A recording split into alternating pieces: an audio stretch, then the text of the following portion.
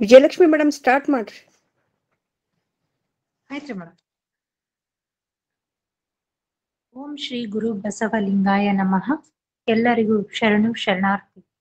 ಜಗದಗಲ ಮುಗಿಲಗಲ ಮಿಗೆಯಗಲ ನಿಮ್ಮಗಲ, ಪಾತಾಳದಿಂದ ತತ್ತ ನಿಮ್ಮ ಶ್ರೀಚರಣ, ಬ್ರಹ್ಮಾಂಡದಿತ್ತ ನಿಮ್ಮ ಶ್ರೀಮುಕುಟ, ಅಗಮ್ಯ ಅಗೋಚರ ಅಪ್ರತಿಮ ಲಿಂಗವೇ ಕೂಡಲ ಸಂಗಮ ದೇವಯ್ಯ, ಎನ್ನ ಕರಸ್ಥಳಕ್ಕೆ ಬಂದು ಚುಳುಕಾದಿರಯ್ಯ ಎನ್ನುವ ಬಸವಣ್ಣನವರ ಈ ವಚನದೊಂದಿಗೆ ಇಂದಿನ ವಚನ ಅಧ್ಯಯನ ವೇದಿಕೆ, ಬಸವಾದಿ ಶರಣರ ಚಿಂತನ ಕೂಟ ಹಾಗೂ ಅಕ್ಕನ ಅರಿವು ಸಂಘಟನೆಗಳಿಂದ ಪ್ರೊಫೆಸರ್ ಶಾರದಾ ಪಾಟೀಲ್ ಮೇಟಿ ಅವರ ಹೆಸರಿನಲ್ಲಿ ನಡೆಯುವ ವಿಶೇಷ ದತ್ತಿ ಉಪನ್ಯಾಸ ಈ ಕಾರ್ಯಕ್ರಮವನ್ನು ಪ್ರಾರಂಭಿಸುತ್ತಾ ತಮ್ಮೆಲ್ಲರಿಗೂ ಈ ಉಪನ್ಯಾಸಕ್ಕೆ ಆದರದ ಸ್ವಾಗತ ಹಾಗೂ ಶರಣು ಶರಣಾರ್ಥಿ.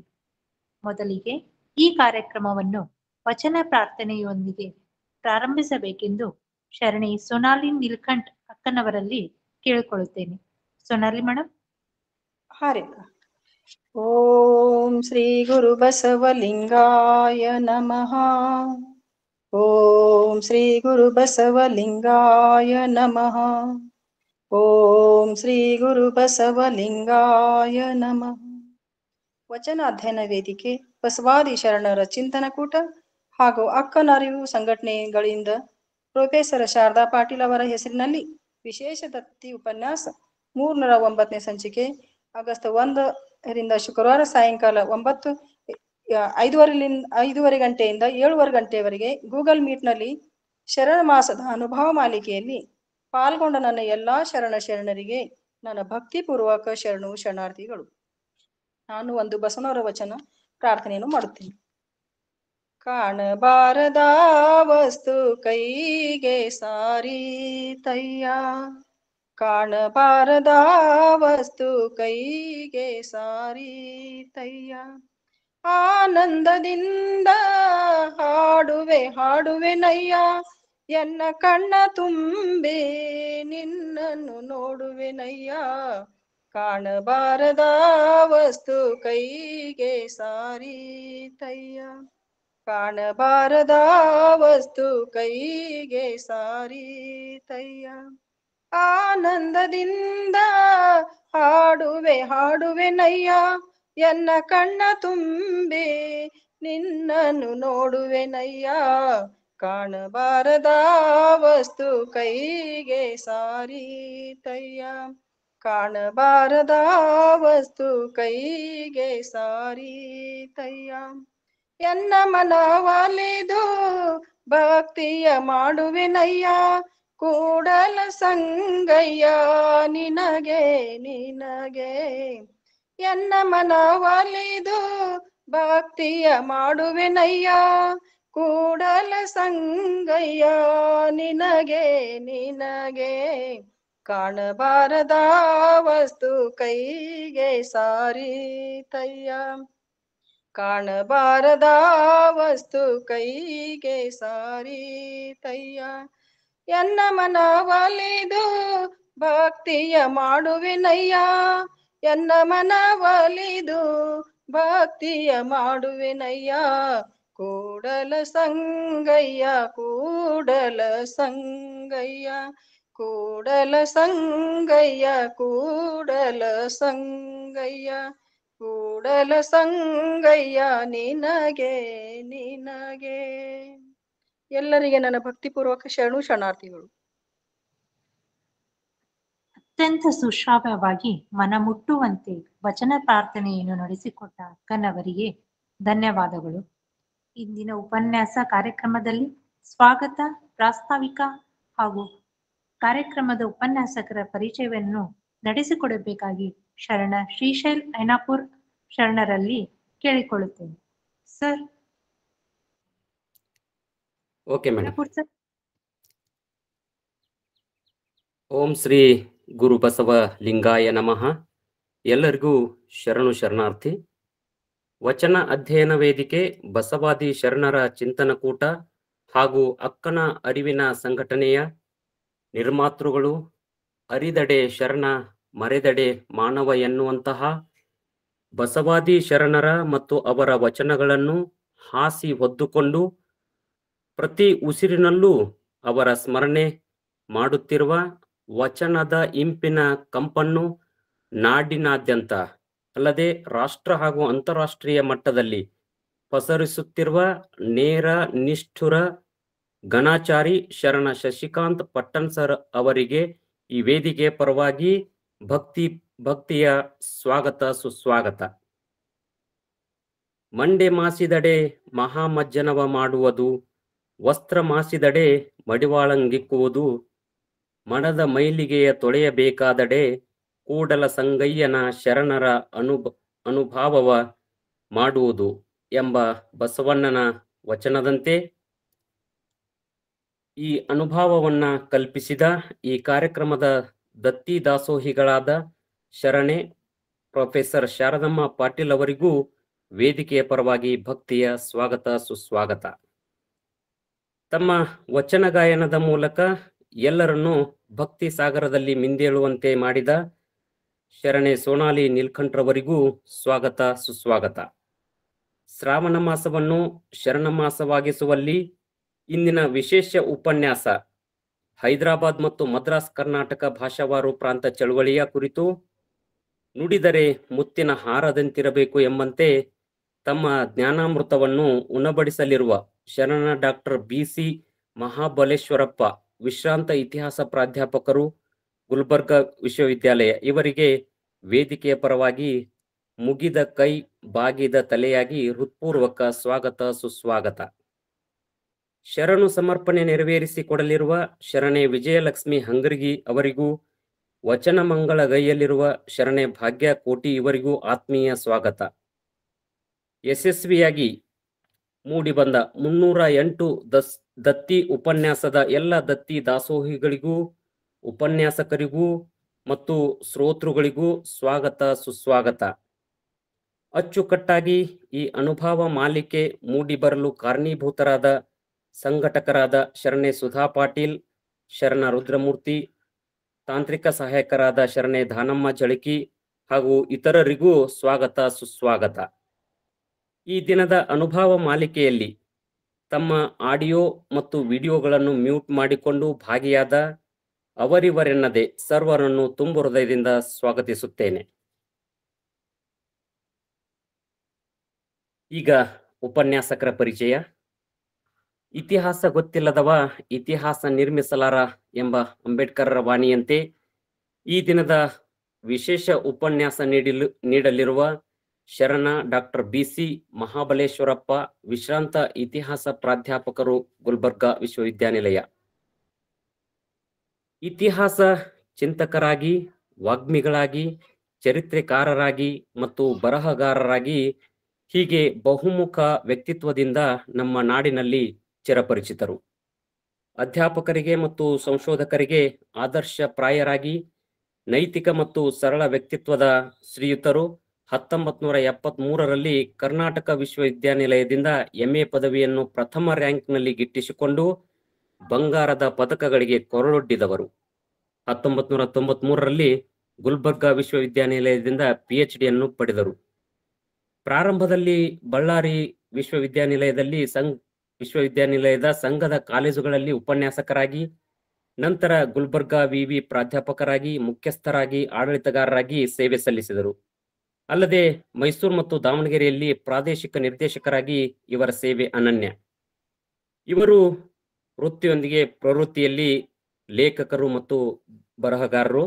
ಇವರು 10 ಹಲವು ಕೃತಿಗಳನ್ನು ಮತ್ತು ಲೇಖನಗಳನ್ನು ರಚಿಸಿದ್ದಾರೆ. ಅವುಗಳಲ್ಲಿ ಪ್ರಮುಖವಾದವು ಹೈದರಾಬಾದ್ ಕರ್ನಾಟಕದಲ್ಲಿ ರಾಜಕೀಯ ಚಳುವಳಿಗಳು, ಆತ್ಮಸಿದ್ಧಿಶಾಸ್ತ್ರ, ವಿಭಜಿತ ಯುರೋಪ್, ಮದ್ರಾಸ್ ಕರ್ನಾಟಕದಲ್ಲಿ ಸ್ವಾತಂತ್ರ್ಯ ಮತ್ತು ಏಕೀಕರಣ ಚಳುವಳಿ, ಚರಿತ್ರೆ ಪುನರ್ರಚನೆ, ಇನ್ನೂ ಹಲವು ಕೃತಿಗಳನ್ನು ರಚಿಸಿದ್ದಾರೆ.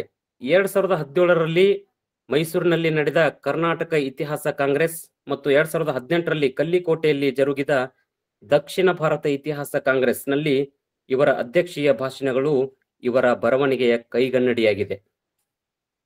ಧನ್ಯವಾದಗಳು ಸರ್. ಈಗ ವೇದಿಕೆಯ ಕುರಿತಾಗಿ 4 ಪ್ರಾಸ್ತಾವಿಕ ನುಡಿಗಳು. ಕನ್ನಡ ನಾಡಿನ ಪ್ರಥಮ ಪ್ರಜಾ ಸಾಹಿತ್ಯ ವಚನ ವಾಂಗ್ಮಯ ನಮ್ಮ ಪರಂಪರೆಯ ಅಪೂರ್ವ ಆಸ್ತಿ. ಇದರ ರಚನೆ ಮತ್ತು ರಕ್ಷಣೆಯಲ್ಲಿ ಅಂದು ನಡೆದದ್ದು ಕಲ್ಯಾಣ ಕ್ರಾಂತಿ. ಇಂದು ಈ ವೇದಿಕೆಯ ಮೂಲಕ ವಚನಗಳ ಇಂಪಿನ ಕಂಪನ್ನು ನಾಡಿನಾದ್ಯಂತ ಪಸರಿಸಿ ಮತ್ತೆ ಕಲ್ಯಾಣದ ನಿಟ್ಟಿನಲ್ಲಿ ಹಗಲಿರುಳು ಈ ವೇದಿಕೆ ಶ್ರಮಿಸುತ್ತಿದೆ. ಮರೆಯಾದ ಶರಣ ಸಂಸ್ಕೃತಿಯನ್ನು, ಮೂಢನಂಬಿಕೆಯಿಂದ ಹೊರತಾದ ಧರ್ಮ ಸತ್ತೆಯನ್ನು, ಬಿಡಿ ಬಿಡಿಯಾಗುತ್ತಿರುವ ಲಿಂಗಾಯತರನ್ನು ಇಡಿಯಾಗಿಸಿ ಪ್ರತಿ ಮನೆ ಮನಗಳಲ್ಲಿ ವಚನ ಸಾಹಿತ್ಯವನ್ನು ಧರ್ಮ ಗ್ರಂಥವಾಗಿ ಸ್ವೀಕರಿಸಿ ಧರ್ಮ ಲಾಂಛನಗಳನ್ನು ಮೇಳೈಸಿಕೊಂಡು ಪ್ರತ್ಯೇಕ ಧರ್ಮವಾಗಿಸುವುದು ಈ ವೇದಿಕೆಯ ಮುಖ್ಯ ಉದ್ದೇಶ. ಕಾಯಕ ಮತ್ತು ದಾಸೋಹ ಶರಣ ಸಂಸ್ಕೃತಿಯನ್ನು, ತೆರೆಮರೆಯಲ್ಲಿರುವ ದಾಸೋಹಿಗಳನ್ನು ಮತ್ತು ಕಾಯಕ ಯೋಗಿಗಳನ್ನು ಈ ವೇದಿಕೆಯ ಮೂಲಕ ನಾಡಿಗೆ ಪ್ರಚುರಪಡಿಸಿ ಆತ್ಮ ಕಲ್ಯಾಣದೊಂದಿಗೆ ಸಮಾಜ ಕಲ್ಯಾಣವನ್ನು ಕಾರ್ಯಗತಗೊಳಿಸುತ್ತಿದೆ ಈ ವೇದಿಕೆ. ಸಮಾಜದ ಅಂಕುಡೊಂಕಗಳನ್ನು ತಿದ್ದುತ್ತಾ ಸ್ಪಷ್ಟನೆ ದೊರೆಯದ ಶರಣರ ಜೀವನಗಾಥೆಯ ಬಗ್ಗೆ ಅಧ್ಯಯನ ಸಂಶೋಧನೆಯನ್ನು ಕೈಗೊಳ್ಳುತ್ತಿದೆ. ಅಲ್ಲದೆ ಶರಣರು ಮತ್ತು ಅವರ ವಚನಗಳ ಕುರಿತು ಅನುಭವ ಮಂಟಪದಂತೆ ವಿಸ್ತೃತವಾಗಿ ಚರ್ಚಿಸಿ ಈ ಮೂಲಕ ಹೊಸ ಗ್ರಂಥಗಳನ್ನು ಬಿಡುಗಡೆಗೊಳಿಸುತ್ತಿದೆ. ಒಟ್ಟಿನಲ್ಲಿ ಧರ್ಮದ ಕುರಿತಾಗಿ ಪ್ರಜ್ಞಾವಂತರು ಹಾಗೂ ಮಠಮಾನ್ಯಗಳು ಮಾಡಿರುವ ಹಾಗೂ ಮಾಡುತ್ತಿರುವ ಕಾರ್ಯಗಳನ್ನು ಸ್ವಯಂ ನಿಷ್ಠೆಯಿಂದ ಮಾಡುತ್ತಿದೆ ಈ ವೇದಿಕೆ. ಅವಕಾಶಕ್ಕಾಗಿ ಧನ್ಯಗಳು. ಎಲ್ಲರಿಗೂ ಶರಣು ಶರಣಾರ್ಥಿ.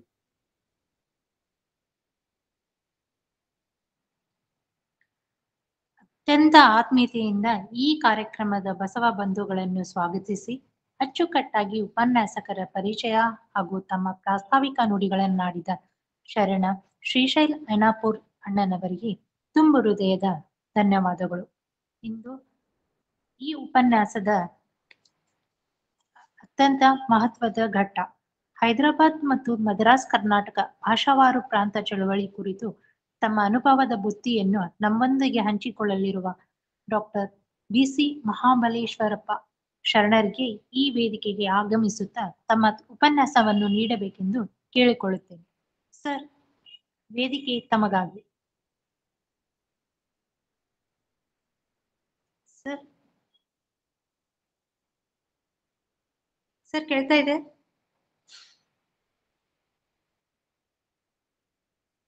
ಸರ್ ಮಹಾಬಲೇಶ್ವರಪ್ಪ ಸರ್, ತಾವು ಮಾತಾಡ್ತೀರಾ ಈಗ ಉಪನ್ಯಾಸ?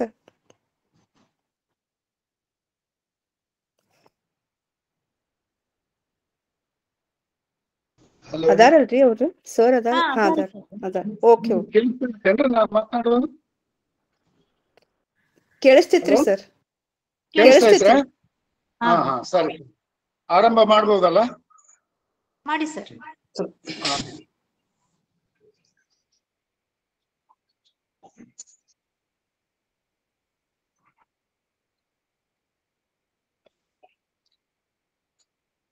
ಬಸವ ಅಧ್ಯಯನ ವೇದಿಕೆಯ ಅಧ್ಯಕ್ಷರಾಗಿರ್ತಕ್ಕಂಥ ಡಾಕ್ಟರ್ ಶಶಿಕಾಂತ್ ಪಟ್ಟಣ್ ಅವರೇ, ಇಂದಿನ ಸಮಾರಂಭದ ಸಂಘಟಕರಾದ ಡಾಕ್ಟರ್ ಶ್ರೀಮತಿ ಸುಧಾ ಪಾಟೀಲ್ ಅವರೇ, ಗೂಗಲ್ ಮೀಟ್ ನಲ್ಲಿ ಉಪನ್ಯಾಸವನ್ನು ಕೇಳ್ತಕ್ಕಂಥ ಎಲ್ಲ ನನ್ನ ಸಹೋದರ ಸಹೋದರಿಯರೇ ಹಾಗೂ ನಲ್ಮೆಯ ಗುರುಮೂರ್ತಿಯವರೇ, ಇವತ್ತಿನ ಉಪನ್ಯಾಸ ಮಾಲೆ 309ನೇದು. ಪ್ರೊಫೆಸರ್ ಶಾರದಾ ಪಾಟೀಲ್ ಮೇಟಿ ಅವರ ಹೆಸರಿನಲ್ಲಿ ನಡೀತಕ್ಕಂಥ ಈ ಉಪನ್ಯಾಸ ನಿಜವಾಗ್ಲೂ ಕೂಡ ತನ್ನದೇ ಆಗಿರ್ತಕ್ಕಂಥ ಮಹತ್ವ ಪಡೆದಿದೆ ಅಂತ ಹೇಳಿ ನನ್ನ ಭಾವನೆ. ಹೈದರಾಬಾದ್ ಮದ್ರಾಸ್ ಕರ್ನಾಟಕ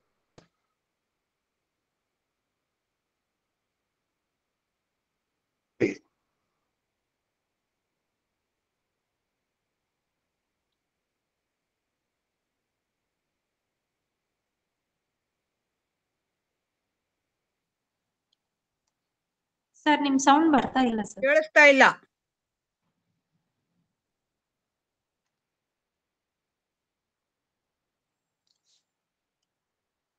ಸರ್, ನೀವು ಮಾತಾಡಿರೋದು ಕೇಳಿಸ್ತಾ ಇಲ್ಲ ಸರ್. ಸರ್, ಮೈಕ್ ಮ್ಯೂಟ್ ಆಗಿದೆ ಅನ್ಸುತ್ತೆ.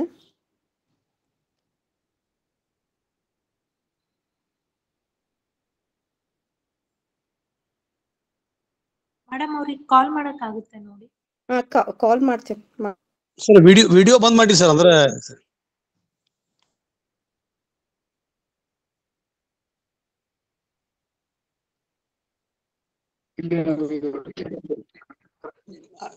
ಹಾ ಸರ್ ಮಾತಾಡಿ ಸರ್. ಹಾ ಮಾತಾಡಿ ಸರ್. ಸ್ವಾತಂತ್ರ್ಯ ಮತ್ತು ಏಕೀಕರಣ ಚಳವಳಿ ಒಂದು ವೀರೋಚಿತ ಕಾವ್ಯದಂತಿದೆ. ಈ ಮಂದಗಾಮಿಗಳ, ತೀವ್ರಗಾಮಿಗಳ ಗಾಂಧಿ ನಾಯಕತ್ವದಲ್ಲಿ ಕ್ರಾಂತಿಕಾರರ ಹೋರಾಟದ ಫಲವೇ ನಮ್ಮ ಸ್ವಾತಂತ್ರ್ಯ. ಸ್ವಾತಂತ್ರ್ಯ ಚಳವಳಿಯ ಉದ್ದೇಶ ಗುಲಾಮಗಿರಿಯನ್ನ ಕೊನೆಗೊಳಿಸಿ ನಮ್ಮ ದೇಶದಲ್ಲಿರ್ತಕ್ಕಂಥ ಸಂಪನ್ಮೂಲಗಳನ್ನ ಪ್ರಜಾಪ್ರಭುತ್ವದ ತತ್ವಗಳ ಅಡಿಯಲ್ಲಿ ಅವುಗಳನ್ನ ವಿನಿಯೋಗಿಸಿಕೊಂಡು ಸರ್ವಾಂಗೀಣ ಪ್ರಗತಿಯನ್ನ ಸಾಧಿಸ್ತಕ್ಕಂಥದ್ದು ಮುಖ್ಯ ಗುರಿಯಾಗಿತ್ತು. ನಮಗೆ ಸ್ವಾತಂತ್ರ್ಯ ಸಿಕ್ಕಾಗ we enjoyed only political freedom. Cultural ಫ್ರೀಡಮಿನ ಅವಶ್ಯಕತೆ ನಮಗೆ ಬಹಳ ಇತ್ತು. ಸಾಂಸ್ಕೃತಿಕ ಸ್ವಾತಂತ್ರ್ಯ ಅನ್ನೋದು ಸರ್ವಾಂಗೀಣ ಸಾಂಸ್ಕೃತಿಕ ಅಭಿವೃದ್ಧಿಗೆ ಅತ್ಯಂತ ಅವಶ್ಯವಾಗಿರ್ತಕ್ಕಂಥ. ಸ್ವಾತಂತ್ರ್ಯದ ನಂತರ ನಮ್ಮ ಸಮಸ್ಯೆಗಳು ಪೂರ್ಣ ನೀಗಲಿಲ್ಲ. ಅನೇಕ ಸಮಸ್ಯೆಗಳು ನಮ್ಮನ್ನ ಕಾಡ್ತಾ ಇತ್ತು.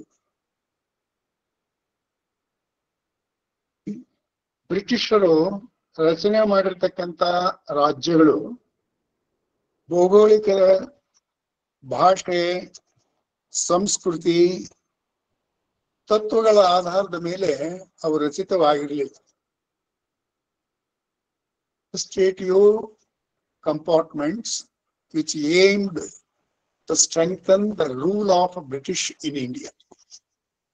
ಸರ್ವಾಂಗೀಣ ಪ್ರಗತಿ ಆಗ್ಬೇಕಾದ್ರೆ ನಮ್ಗೆ ಕೇವಲ ರಾಜಕೀಯ ಸ್ವಾತಂತ್ರ್ಯ ಅಷ್ಟೇ ಮುಖ್ಯ ಅಲ್ಲ, ಅದರ ಜೊತೆಗೆ ಸಾಂಸ್ಕೃತಿಕ ಸ್ವಾತಂತ್ರ್ಯವು ಅಥವಾ ಸಾಂಸ್ಕೃತಿಕ ಸೌರಭವನ್ನ ನಾವು ಸಾಧನೆ ಮಾಡ್ತಕ್ಕಂಥದ್ದು ಅತ್ಯವಶ್ಯಕ. ಸ್ವಾತಂತ್ರ್ಯದ ನಂತರ ನಮಗೆ ನಾವು ಕಂಡುಕೊಂಡಿರ್ತಕ್ಕಂಥ ಸಮಸ್ಯೆಗಳಲ್ಲಿ ಮುಖ್ಯವಾಗಿರ್ತಕ್ಕಂಥದ್ದು how to protect regional culture and subcultures. ಪ್ರಾದೇಶಿಕ ಭಾಷೆ, ಸಂಸ್ಕೃತಿ ಮತ್ತು ನಿಜವಾದ ಭಾರತೀಯ ಸಂಸ್ಕೃತಿಯ ಸೌಂದರ್ಯ ಇರ್ತಕ್ಕಂಥದ್ದು ಆಯಾ ಪ್ರದೇಶಗಳಲ್ಲಿ ಕಾಣ್ತಕ್ಕಂಥ ಉಪಸಂಸ್ಕೃತಿಗಳಲ್ಲಿ. ಮತ್ತು ಇದ್ರ ಜೊತೆಗೆ ಈ ಪರಿಸರ ಮತ್ತು ಅಭಿವೃದ್ಧಿ ಜೊತೆಯಾಗಿ ಸಾಗಬೇಕಾದ್ರೆ ರಾಜ್ಯಗಳನ್ನ ಪುನರ್ವಿಂಗಡಣೆ ಮಾಡ್ತಕ್ಕಂಥ ಅವಶ್ಯಕತೆ ನಮಗೆ ಕಂಡು ಬಂತು. ಹೀಗಾಗಿ ಏಕೀಕರಣ ಚಳವಳಿಗೆ ಒಂದು ಹೊಸ ಆಯಾಮವನ್ನು ಕಾಣ್ತಾರೆ. ಇವತ್ತಿನ ನನ್ನ ಒಂದು ಉಪನ್ಯಾಸದಲ್ಲಿ ನನ್ನ ಏಕಾಗ್ರತೆ ಕೇವಲ ಬಳ್ಳಾರಿ ಜಿಲ್ಲೆ ಮತ್ತು ಕಲ್ಯಾಣ ಕರ್ನಾಟಕದ ಜಿಲ್ಲೆಗಳಾಗಿರ್ತಕ್ಕಂಥ ಬೀದರು, ಗುಲ್ಬರ್ಗ, ರಾಯಚೂರು, ಕೊಪ್ಪಳ ಈ ಜಿಲ್ಲೆಗಳಿಗೆ ಸೀಮಿತವಾಗಿದೆ ಅನ್ನೋದನ್ನ ತಾವೆಲ್ಲರೂ ದಯವಿಟ್ಟು ಗಮನಿಸ್ಬೇಕು. ಯಾಕೆ ಈ ಮಾತು ಹೇಳ್ತಾ ಇದ್ದೇನೆ ಅಂತ ಹೇಳಿದ್ರೆ, ಸ್ವಾತಂತ್ರ್ಯದ ನಂತರ ಹೈದರಾಬಾದ್ ಕರ್ನಾಟಕದಲ್ಲಿ ಅಲ್ಲಿ ನಿಜಾಮರ ಆಳ್ವಿಕೆ ಕೊನೆಗೊಂಡಾಗ ನಾವೆಲ್ಲ ರಜಾಕಾರರ ಹಾವಳಿಯನ್ನ ಕಂಡಿದ್ದೇವೆ. ಅದೇ ತರಹ ನಮ್ಮಲ್ಲಿ ಕೂಡ ಹಿಂದೂಗಳಲ್ಲಿ ಕೂಡ ಕೆಲವೊಂದು ಗುಂಡಾಗಿರಿ ನಡೆದವು. ಅಂಥವರ ಗುಂಡಾಗಿರಿಯನ್ನ ನಾವು ಟೋಳಿಗಳ ಅಟ್ಟಹಾಸ ಅಂತ ಹೇಳಿ ಟೋಳಿಗಳ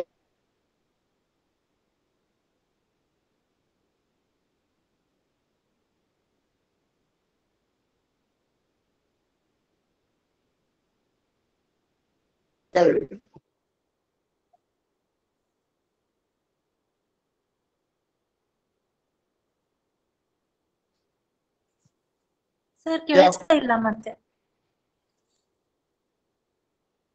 ಸರ್ ವಿಡಿಯೋ ಆಫ್ ಮಾಡಿ ಸರ್, ಅಂದ್ರೆ ಕ್ಲಿಯರ್ ಬರ್ತೈತಿ.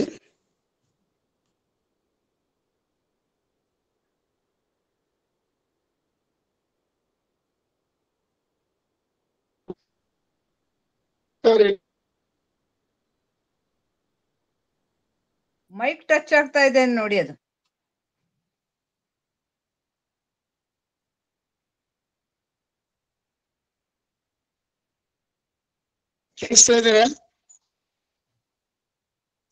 ಕೇಳಿಸ್ತಾ ಇದೆ ಸರ್, ಕೇಳಿಸ್ತಾ ಇದೆ. ವಿಡಿಯೋ ಆನ್ ಮಾಡಬೇಡಿ ಸರ್, ಹಾಗೆ ಮಾತಾಡಿ ಸರ್.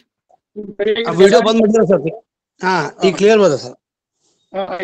ಇಂಥ ಒಂದು ಸಂದರ್ಭದಲ್ಲಿ perpetrated all sorts of atrocities on innocent, peace-loving nationalists, including the Muslim nationalists. ಇಂಥ ಒಂದು ಸಂದರ್ಭದಲ್ಲಿ ಸ್ವಾತಂತ್ರ್ಯದ ನಂತರ ಆ ನಿಜಾಂ ಕರ್ನಾಟಕದಲ್ಲಿ ನಮಗೆ ಎದ್ದು ಕಾಣ್ತಕ್ಕಂಥದ್ದು ಏನಂತ ಅಂದ್ರೆ, ಜನರಲ್ಲಿ ಇರ್ತಕ್ಕಂಥ ಭಯದ ವಾತಾವರಣ ಹೋಗಲಾಡಿಸಿ ಪರಸ್ಪರರು ತಮ್ಮ ತಮ್ಮ ಭಾಷೆಗಳನ್ನ ಸಾಂಸ್ಕೃತಿಕ ತತ್ವಗಳ ಅಡಿಯಲ್ಲಿ ಉಳಿಸ್ಕೊಂಡು ಬೆಳಿಲಿಕ್ಕೆ ಅವರೆಲ್ಲರೂ ಕೂಡ ತಮ್ಮ ಬಂಧುಗಳು ಅಂದ್ರೆ ಕರ್ನಾಟಕದ ಇತರ ಪ್ರದೇಶದಲ್ಲಿ ಇರ್ತಕ್ಕಂಥ ಜನರ ಜೊತೆಗೆ ನಾವು ಕೂಡ ಬೆರಿಬೇಕು, ಕನ್ನಡ ಮಾತನಾಡ್ತಕ್ಕಂಥವರಿಗೆ ಒಂದು ಪ್ರತ್ಯೇಕವಾಗಿರ್ತಕ್ಕಂಥ ರಾಜ್ಯ ಬೇಕು, ಶಾಂತಿ ಮತ್ತು ಸಮೃದ್ಧಿಗಾಗಿ ಅಂತಕ್ಕಂಥ ಒಂದು ಬಯಕೆಯನ್ನ ವ್ಯಕ್ತಪಡಿಸಿದ್ರು. ಮತ್ತೆ ಇನ್ನು ನಮ್ಮ ಬಳ್ಳಾರಿ ಜಿಲ್ಲೆ ಕಡೆಗೆ ಬಂದ್ರೆ, ರಾಯಚೂರು ಜಿಲ್ಲೆ ಕಡೆಗೆ ಬಂದ್ರೆ, ನಮಗೆ ಸ್ವಾತಂತ್ರ್ಯದ ನಂತರ ಇನ್ನೊಂದು ಸಮಸ್ಯೆ ಏನ್ ಕಾಡ್ತಾ ಇತ್ತು ಅಂತ ಹೇಳಿದ್ರೆ, ಆಂಧ್ರದಲ್ಲಿ ನಾವು ಕಾಣ್ತಕ್ಕಂಥ ರೆಡ್ಡಿಗಳು ಏನಿದಾರಲ್ಲ, ನಾನು ಯಾವುದೇ ಕುಲ ಜಾತಿಯನ್ನ ದೃಷ್ಟಿಯಿಂದ ಇಟ್ಕೊಂಡು ಮಾಡ್ತಾ ಇಲ್ಲ, ಅವರು ಆರ್ಥಿಕವಾಗಿ ಪ್ರಬಲರಾಗಿದ್ದರಿಂದ ನಮ್ಮ ಕನ್ನಡಿಗರ ಆಸ್ತಿಗಳನ್ನ ಹೆಚ್ಚು ಕೊಂಡುಕೊಂಡು ಅವರ ಪ್ರಾಬಲ್ಯ ಹೆಚ್ಚಾದದ್ರ ಪರಿಣಾಮವಾಗಿ ಕನ್ನಡ ಮಾತನಾಡ್ತಕ್ಕಂಥ ಪ್ರದೇಶಗಳಾಗಿರ್ತಕ್ಕಂಥ ಬರೀ ಬಳ್ಳಾರಿ ಅಷ್ಟೇ ಅಲ್ಲ, ಬಳ್ಳಾರಿ ಜಿಲ್ಲೆಯ ಪಶ್ಚಿಮ ತಾಲೂಕಿನ ಕೂಡ್ಲಿಗಿವರೆಗೂ ಕೂಡ ಆಂಧ್ರದವರ ಪ್ರಭಾವ ಮತ್ತು ತೆಲುಗಿನ ಪ್ರಭಾವ ಹೆಚ್ಚಾಗಿ ಕನ್ನಡ ಭಾಷೆ ಮತ್ತು ಸಂಸ್ಕೃತಿ ಅಂತಕ್ಕಂಥದ್ದು ಸ್ವರ್ಗಿ ಹೋಗ್ಬಿಟ್ಟಿತ್ತು. ಇಂಥ ಸಂದರ್ಭದಲ್ಲಿ ಕಲ್ಯಾಣ ಕರ್ನಾಟಕದಲ್ಲಿ ನಾವು ಒಂದು ಕಡೆಗೆ ಉರ್ದುವಿನ ಪ್ರಾಬಲ್ಯವನ್ನು ಕಾಣ್ತಾ ಇದ್ದೀವಿ, ಇನ್ನೊಂದು ಕಡೆಗೆ ಮರಾಠಿಗರ ಪ್ರಾಬಲ್ಯವನ್ನು ಕಾಣ್ತಾ ಇದ್ದೀವಿ.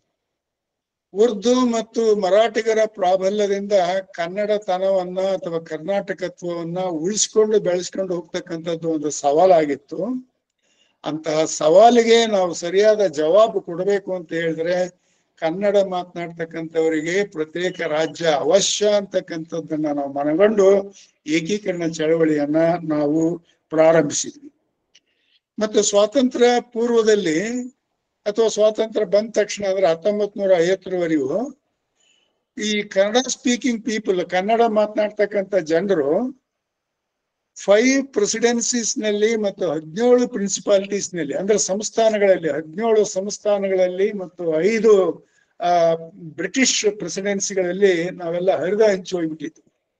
ಹಾಗಾಗಿ ನಮ್ಮಲ್ಲಿ unity, integrity, fraternity regarding Kannada culture ಅಂತಕ್ಕಂಥದ್ರ ಬಗ್ಗೆ ಮತ್ತು ಎಮೋಷನಲ್ ಫೀಲಿಂಗ್ಸ್, ಇಂಟಿಗ್ರೇಷನ್, ಅಟ್ಯಾಚ್ಮೆಂಟಿನ ಒಂದು ಕೊರತೆ ಎದ್ದು ಕಾಣ್ತಾ ಇತ್ತು.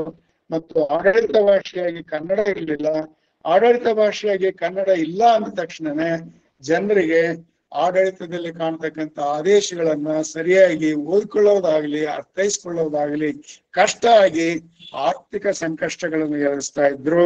ಇದಕ್ಕೆ ಪರಿಹಾರ ಅಂತ ಹೇಳಿದ್ರೆ ಅವತ್ತಿನ ಸ್ವಾತಂತ್ರ್ಯ ಹೋರಾಟಗಾರರು ಬರೀ ನಾವು ರಾಜಕೀಯ ಸ್ವಾತಂತ್ರ್ಯವನ್ನು ಅನುಭವಿಸಿದ್ರೆ ಸಾಲದು, ನಮ್ಮ ಒಂದು ಸರ್ವಾಂಗೀಣ ಸಮೃದ್ಧಿಗೆ ಸಾಂಸ್ಕೃತಿಕ ಒಂದು ಮೌಲ್ಯಗಳನ್ನು ಎತ್ತಿ ಹಿಡಿಬೇಕಾದ್ರೆ ನಮ್ಗೆ ಈ ಕರ್ನಾಟಕ ಈ ಒಂದು ಸಪರೇಟ್ ರಾಜ್ಯವಾದ್ರೆ ಇಂಥ ಒಂದು ಕನ್ನಡ ಭಾಷೆ ಸಂಸ್ಕೃತಿಯನ್ನ ನಾವು ರಕ್ಷಣೆ ಮಾಡಿಕೊಂಡು ಬೆಳೆಸ್ಕೊಂಡು ಹೋಗ್ಲಿಕ್ಕೆ ಸಾಧ್ಯ ಅಂತಕ್ಕಂಥ ಒಂದು ವಿಚಾರವನ್ನ ಮನಗಂಡ್ರು.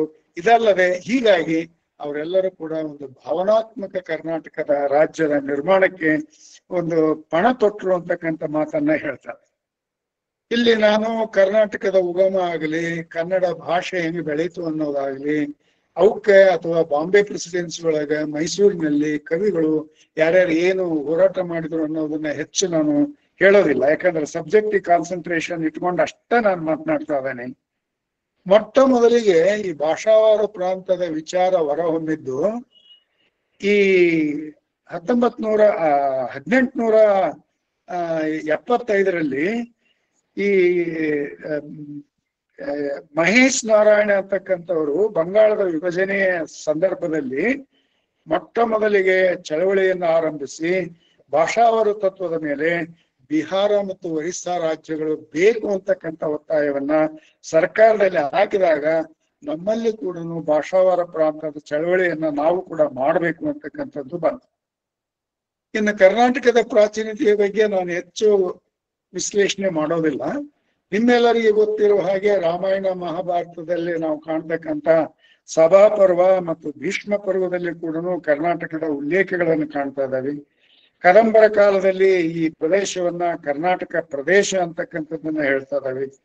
ಮತ್ತೆ ಎಲ್ಲರಿಗೂ ಗೊತ್ತಿರುವ ಹಾಗೆ ನೃಪತುಂಗ ಕವಿ ಕರ್ನಾಟಕ ಎಲ್ಲಿಂದ ಎಲ್ಲಿವರೆಗೂ ಹಬ್ಬಿತ್ತು ಅನ್ನೋದಕ್ಕೆ ಕಾವೇರಿಯಿಂದ ಗೋದಾವರಿಯವರೆಗೂ ಕೂಡ ಹಬ್ಬಿತ್ತು ಅನ್ನೋದನ್ನ ನಾವು ಹೇಳ್ತಾ ಇದ್ದೀವಿ.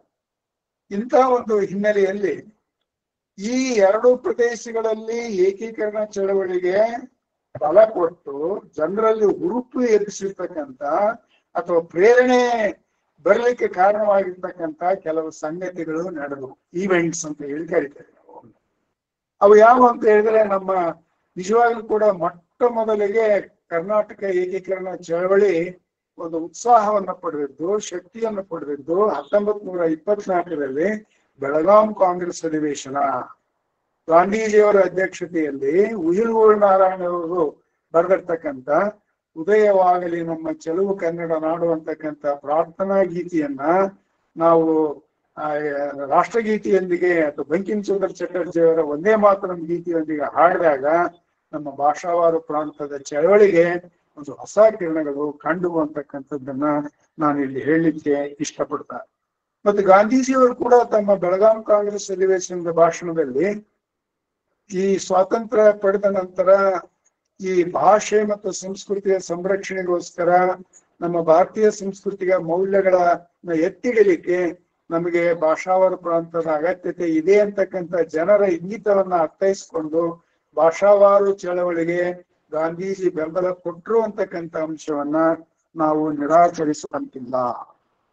ಮತ್ತು 1915ರಲ್ಲಿ ನಮ್ಮ ಕರ್ನಾಟಕದಲ್ಲಿ ಕನ್ನಡ ಸಾಹಿತ್ಯ ಚಟುವಟಿಕೆಗಳು ಕೇಳಿಸ್ತಾ ಇದೆ ಸರ್?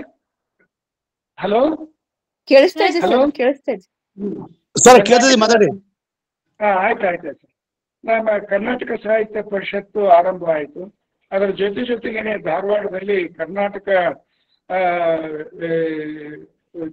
ವಿದ್ಯಾವರ್ಧಕ ಸಂಘ ಅಂತಕ್ಕಂಥದ್ದು ಸ್ಥಾಪನೆ ಆದಾಗ, ಮತ್ತೆ ಫ್ಲೀಟು, ರೈಸು, ಕಿಟ್ಟಲ್ ಅವರು ಮೊದಲು ಮಾಡ್ಕೊಂಡು, ಉತ್ತಂಗಿ ಚೆನ್ನಪ್ಪನವ್ರನ್ನ ಮೊದಲು ಮಾಡ್ಕೊಂಡು, ಆಲೂರು ವೆಂಕಟರಾಯರ ಒಂದು ಕರ್ನಾಟಕ ಘಟ ವೈಭವ, ಅನೇಕ ಸಾಹಿತ್ಯ ಕೃತಿಗಳು, ಅವರ ಚಟುವಟಿಕೆಗಳು, ಕವಿಗಳು, ಇವರೆಲ್ಲರ ಚಟುವಟಿಕೆಗಳು ಕನ್ನಡಿಗರಲ್ಲಿ ಒಂದು ಹೊಸ ಉತ್ಸಾಹವನ್ನು ಮೂಡಿಸಿ, ಹರಿದು ಹಂಚಿ ಹೋಗಿರ್ತಕ್ಕಂಥ ನಾಡಿನಲ್ಲಿ ಎಲ್ಲೆಲ್ಲಿ ಕನ್ನಡಿಗರಿದ್ರು ನಾವು ಕೂಡ ಎಲ್ಲರೂ ಒಂದಾಗಿರ್ಬೇಕು, ಚೆಂದಾಗಿರ್ಬೇಕು ಅಂತಕ್ಕಂಥ ಭಾವನೆ ಬೆಳೆದ್ರಿಂದ ಕರ್ನಾಟಕ ಚಳವಳಿಗೆ ಹೆಚ್ಚಿನ ಒಂದು ಶಕ್ತಿ ಬಂತು ಅಂತ ಹೇಳ್ತಾರೆ.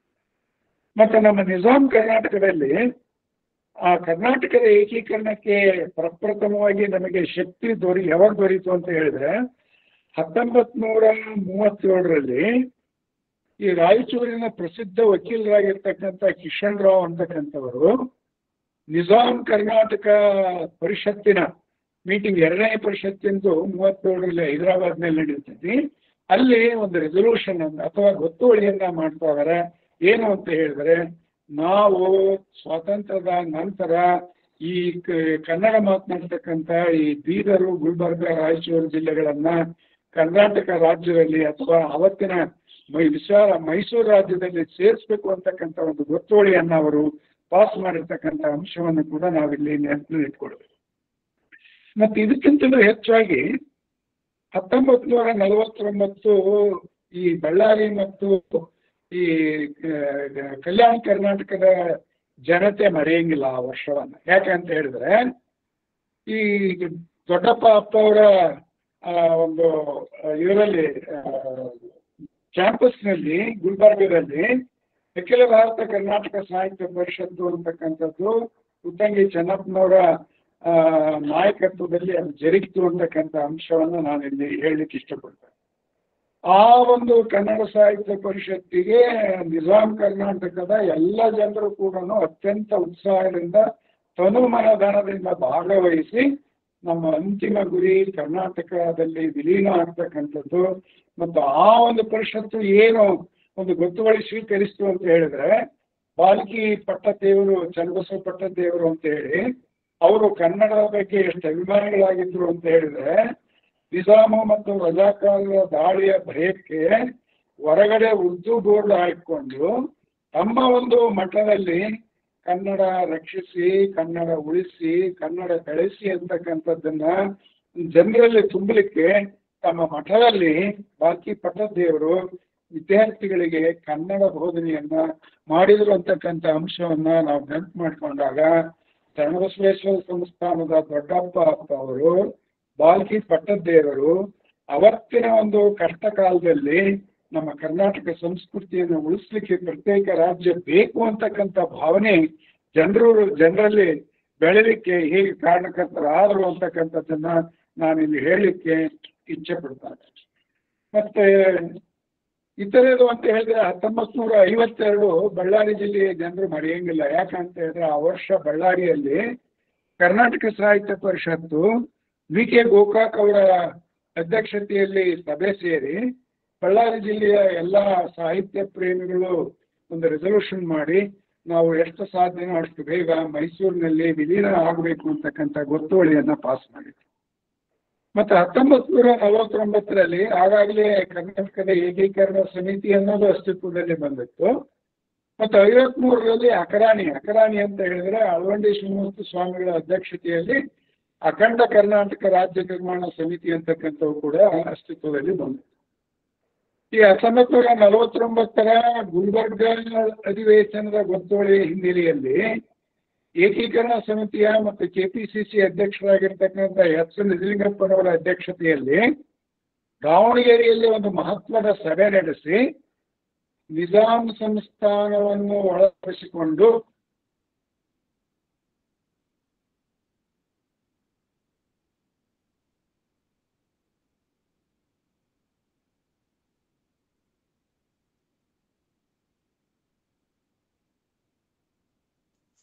ಸರ್ ಮತ್ತೆ ಮ್ಯೂಟ್ ಆಯ್ತು ನೋಡ್ರಿ.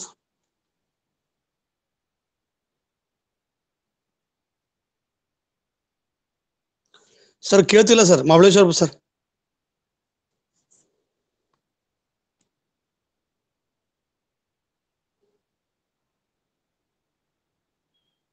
ಸರ್ ಆಡಿಯೋ ಕೇಳ್ತಾ ಇಲ್ಲ.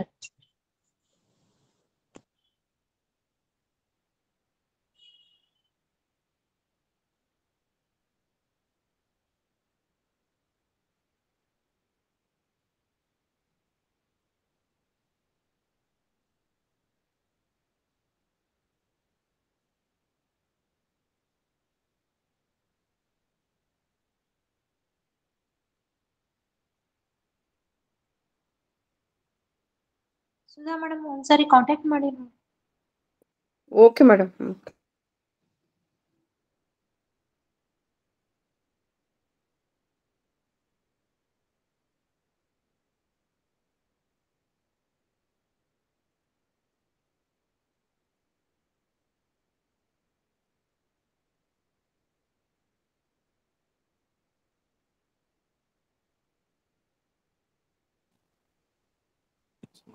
Hello hello sir.